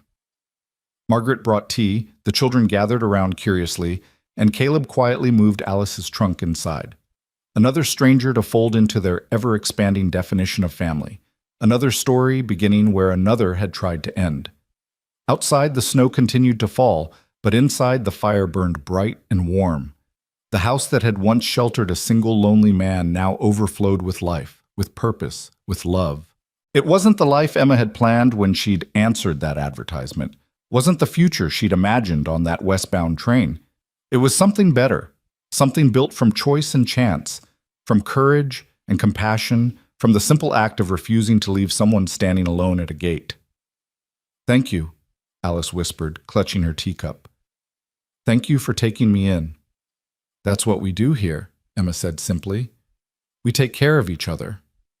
Through the window, she could see the lights from Margaret's house, warm against the winter darkness. Beyond that, the school Catherine would open again come Monday. Further still, the town that had grown and changed, full of people who'd become friends, neighbors, family. This was what she'd built with Caleb, stone by stone, choice by choice. Not just a ranch or a house, but a community, a place where abandoned brides could become beloved wives, where widows found new family, where strangers discovered home. "We'll send word to town in the morning," Caleb was telling Alice. "Find out what happened, figure out your options. But tonight, you rest. You're among friends." Emma moved to stand beside him, his arm coming around her automatically. Together they watched as their extended family welcomed this newest stranger, as they had once welcomed each other. Grace had crawled over to Alice and was patting her knee with chubby hands, making the woman smile through her tears. James was showing her his toy horses, chattering about each one. The Henley children were setting another place at the table without being asked. "We've come far from that gate," Caleb murmured in her ear. "Not far," Emma corrected. "We've just learned what to do with gates, open them, walk through them, and help others do the same."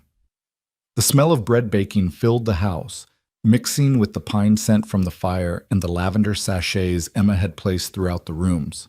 It smelled like home, like belonging, like the life she'd never known she wanted until she'd built it with her own hands. Tomorrow would bring new challenges. The ranch needed tending, the children needed raising, Alice would need help navigating whatever came next. The town would continue growing, bringing new opportunities and new threats. There would be droughts and storms, births and deaths, joy and sorrow. But tonight, surrounded by the family they'd gathered and grown, Emma knew they would face it all together. She'd come west seeking survival and found so much more. Love, purpose, community, home. The abandoned bride had become the cornerstone of something beautiful and lasting. As if reading her thoughts, Caleb squeezed her hand. "No regrets?" Emma looked at him. This man who'd refused to leave her stranded, who'd offered shelter that became sanctuary, partnership that became love, and smiled. "Not a single one," she said, and meant it with every fiber of her being. Alice Thornton's story unfolded over the next few days like a familiar song with different words. John Baxter had indeed placed an advertisement for a bride, but he'd died in a riding accident 6 weeks before Alice arrived. His brother, who'd inherited the ranch, knew nothing about the arrangement and had no interest in honoring it. Alice had spent her last dollar on the journey west, sold everything she owned, and now found herself stranded just as Emma had been. "The difference is," Alice said, sitting at Emma's kitchen table while Grace played at her feet, "you had Caleb to help you. I have no one."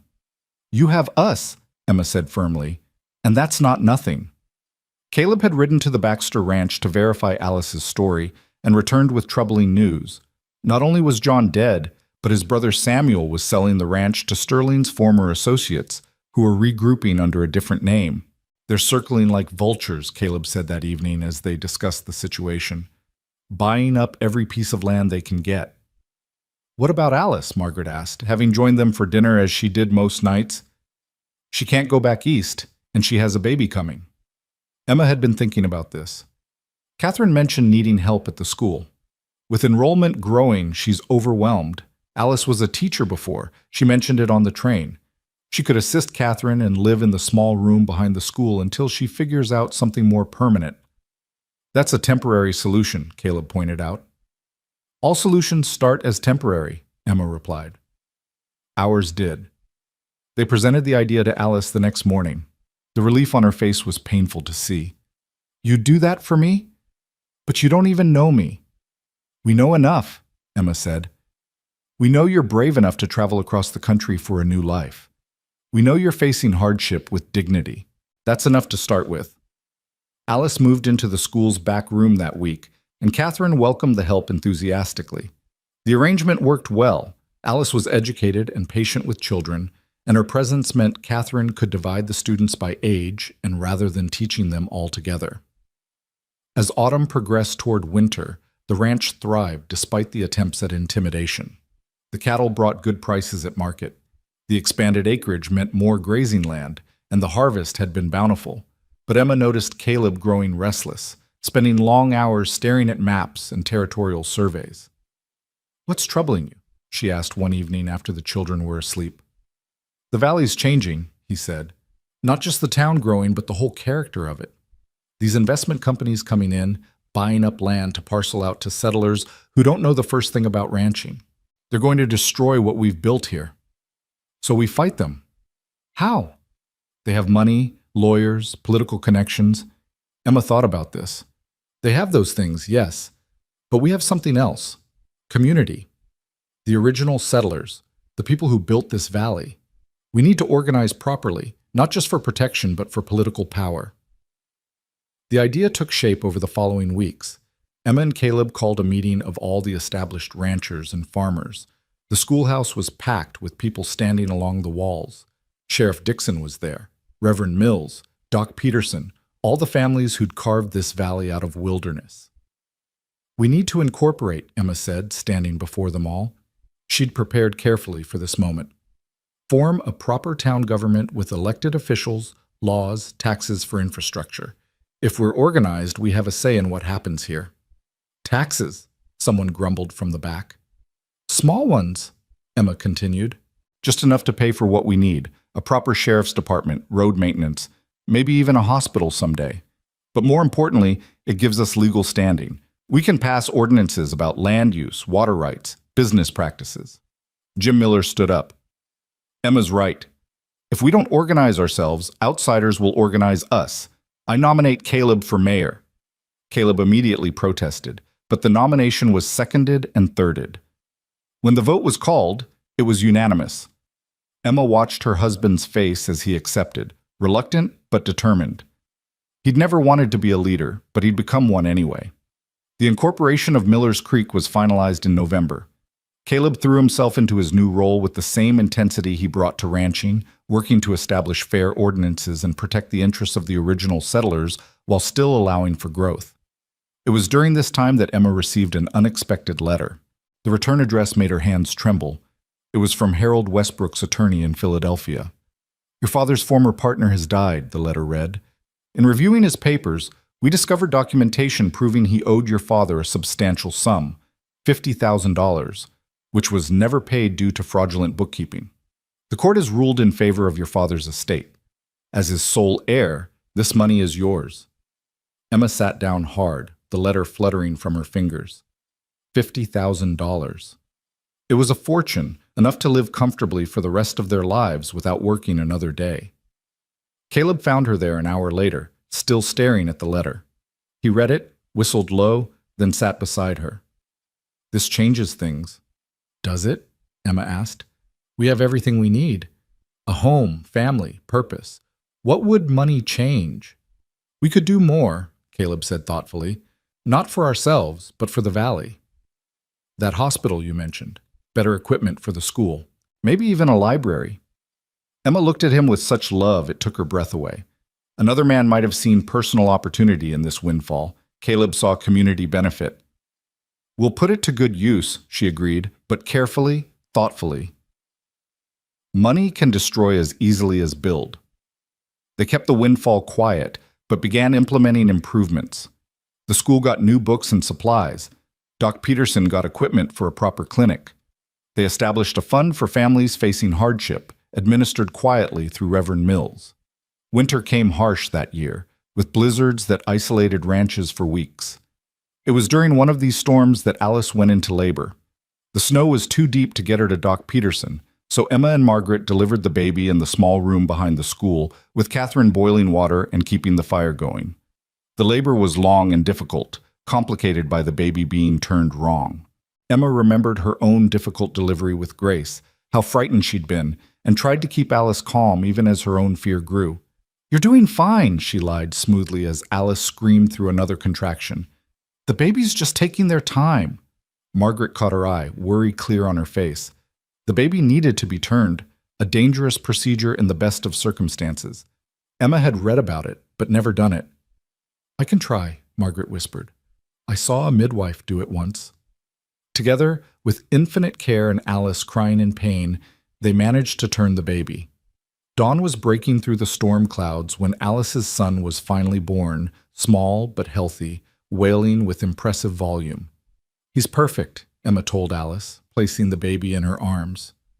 "You did wonderfully." Alice, exhausted but radiant, looked at her son with wonder. "I'll name him John," she said, "after the man who brought me here, even if he never knew it."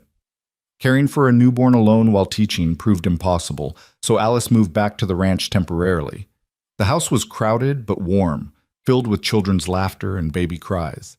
Emma often found herself standing in the doorway of the main room, watching the controlled chaos with deep satisfaction. James, now 4, had appointed himself protector of all the younger children. Grace, at 2, was a whirlwind of energy and determination.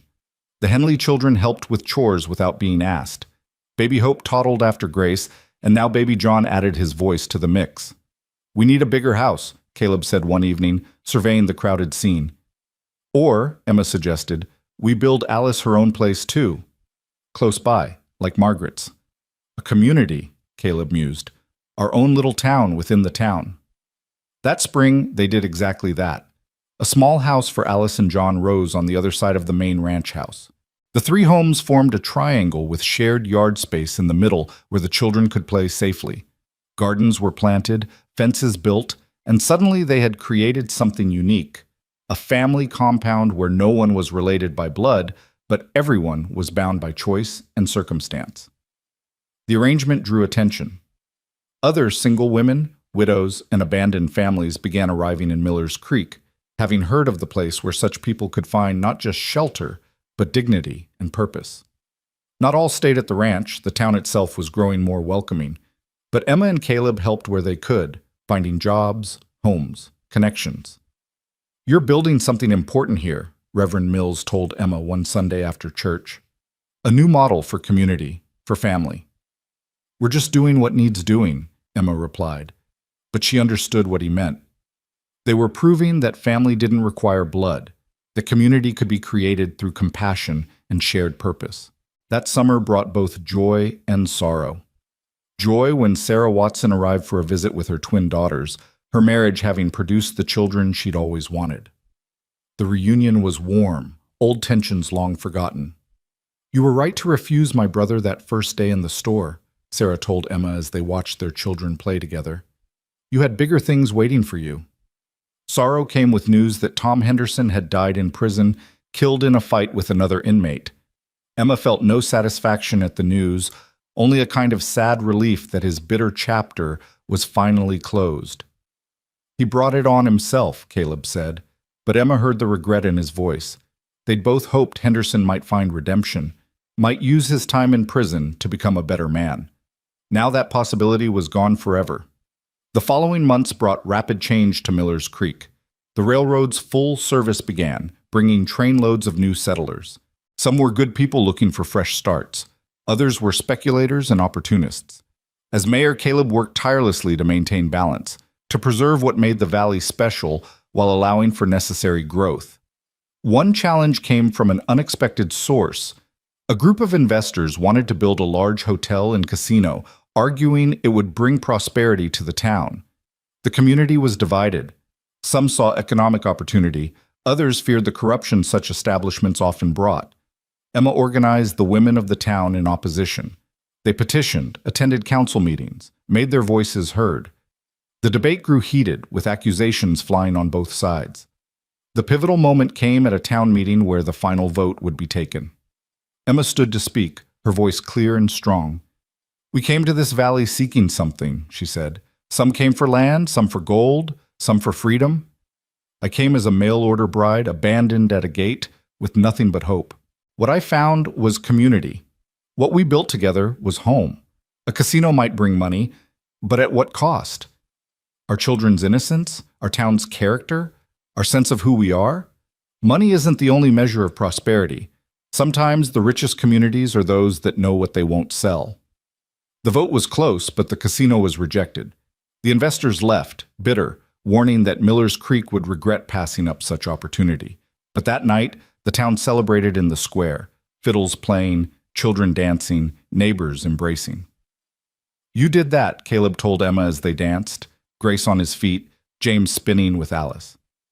"We did that," Emma corrected. "All of us, together." As autumn arrived again, Emma realized she was pregnant for the third time. At 32, she was older than ideal for childbearing, and Caleb was worried. "We have enough children," he said. "Between ours and everyone else's, the house is full." "Hearts expand," Emma replied, hand on her still flat belly. "There's always room for one more." This pregnancy was harder than the others. Emma tired easily, her back ached constantly, and Doc Peterson ordered bed rest for the last month. It frustrated her to be still while life bustled around her, but the women of her extended family stepped in seamlessly.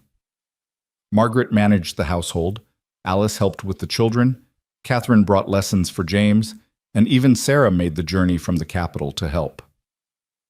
"Look at us," Sarah said one afternoon as several women worked around Emma's bed, mending clothes and preparing preserves.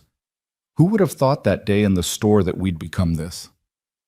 "Family chooses you sometimes," Margaret said, "if you're lucky."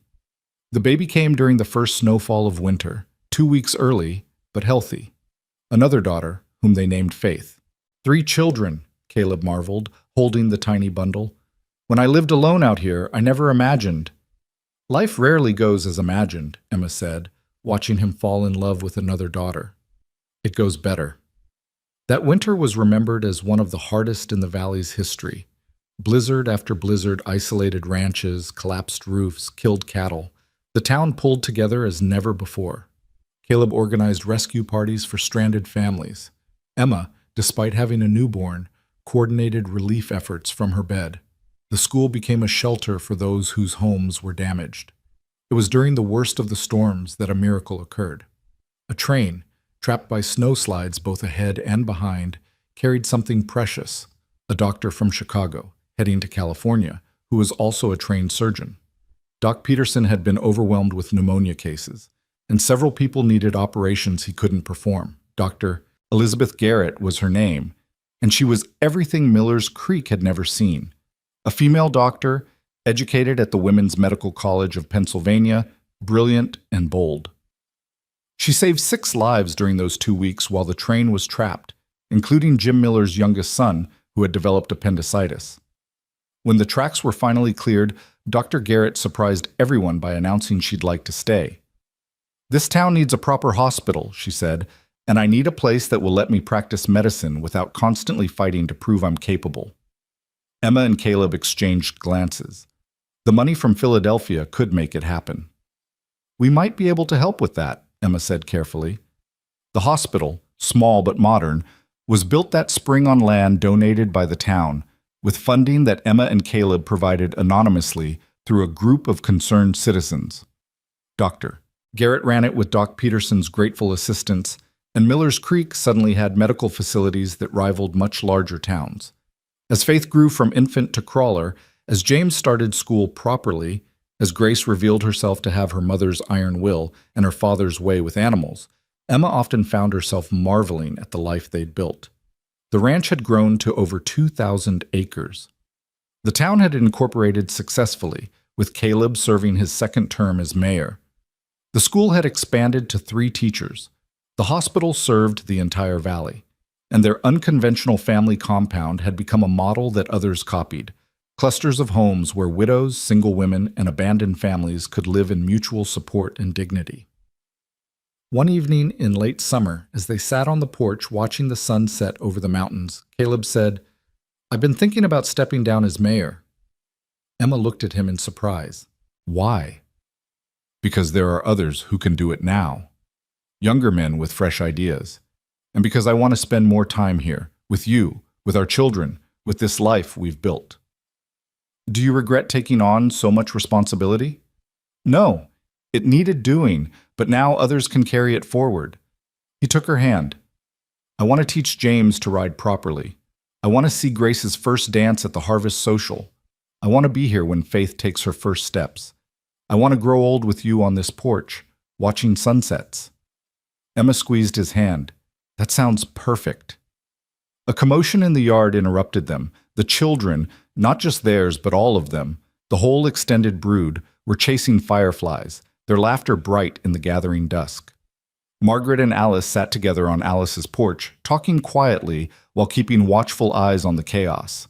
Smoke rose from chimneys of all three houses, and the smell of 3 different dinners cooking mingled in the evening air. "We did something extraordinary, didn't we?" Emma said softly. "From the worst beginning." "You did something extraordinary," Caleb corrected. "You took abandonment and turned it into abundance. You took isolation and turned it into community. You took 3 strangers and turned us into family." "I was the stranger," Emma reminded him. "You all took me in and changed everything for the better." As if summoned by their conversation, James ran up to them, face flushed with excitement. "Mama, Papa, we caught 12 fireflies. Grace says we should let them go so they can make more fireflies, but I think we should keep them in a jar." "What do you think we should do?" Emma asked him. James considered seriously. "Let them go," he decided. "So there will be fireflies for Faith when she's old enough to chase them." Emma and Caleb exchanged proud looks over his head. They were raising children who thought of others, who understood that sometimes you had to let go of what you caught to ensure future abundance. As darkness fell completely, the families gradually retreated to their respective homes. Emma carried Faith while Caleb herded James and Grace. At their door, Emma turned to look at the other houses, windows glowing warm in the night. "When I stood at Henderson's gate," she said, "abandoned and alone, I thought my life was over. And now I know it was just beginning." They went inside to their chaos, their noise, their love, their life. In the nursery, Faith slept peacefully. Down the hall, James and Grace whispered together, plotting some mischief for tomorrow. From outside came the sound of night birds and the distant lowing of cattle and the creak of the windmill that had been Caleb's first improvement to the ranch. Later, as they prepared for bed, Emma found herself studying her reflection in the mirror. She was no longer the desperate young woman who'd answered a matrimonial advertisement. Lines mapped her face now, laugh lines around her eyes, worry lines on her forehead, the marks of sun and wind and weather. Her hands were rough from work, her hair showing early silver. Harold Westbrook had been right about one thing. She had calloused hands and a body marked by hard work, but he'd been wrong about everything else. She had so much to show for her life. A thriving ranch, a growing town she'd helped shape, a hospital and school that served the entire valley. Most of all, she had family, both blood and chosen, bound together by love and loyalty rather than mere obligation. Caleb came up behind her, meeting her eyes in the mirror. "You're beautiful," he said simply. "I'm weathered," she corrected. "You're seasoned, like good wood that's stronger for having weathered storms." She turned to face him, this man who'd offered a stranger shelter and ended up offering his heart. "Do you ever wonder what would have happened if Henderson hadn't abandoned me?" "Every day," Caleb admitted. "And every day I thank God he was fool enough to let you go." A cry from the nursery interrupted them. Faith, hungry as always. Emma went to tend her youngest daughter, settling into the rocking chair Caleb had made while she was pregnant with James. As she nursed the baby, she could hear Caleb checking on the older children, his low voice soothing Grace back to sleep after a nightmare. This was her life now, not the life she'd planned, not the life anyone would have predicted when she stood abandoned at that gate, but a life built choice by choice, day by day, into something stronger and more beautiful than any plan could have produced. Through the window, she could see stars beginning to appear, brilliant in the clear mountain air. Tomorrow would bring its own challenges and opportunities. The ranch needed constant tending. The children needed raising. The town would continue evolving. There would be conflicts to resolve, decisions to make, probably more strangers to fold into their ever-expanding definition of family. But tonight, in this house built by love and determination, surrounded by the family created from catastrophe, Emma knew she was exactly where she belonged. The abandoned bride had become the cornerstone of something lasting, something good, something that would continue long after she and Caleb were gone. Faith finished nursing and settled back to sleep, making the small sighing sounds that never failed to melt Emma's heart. She stood carefully, placed the baby back in her cradle, and paused to look at her sleeping daughter. Faith would grow up never knowing what it meant to be truly alone. to stand abandoned at a gate with nowhere to turn. She would grow up surrounded by love, by examples of strength and compassion, by the proof that families could be built from the most unlikely materials. Emma made her way back to her bedroom, where Caleb was already in bed, reading by lamplight. He set the book aside as she entered, making room for her beside him. "All quiet?" he asked. "All quiet," she confirmed, settling against him.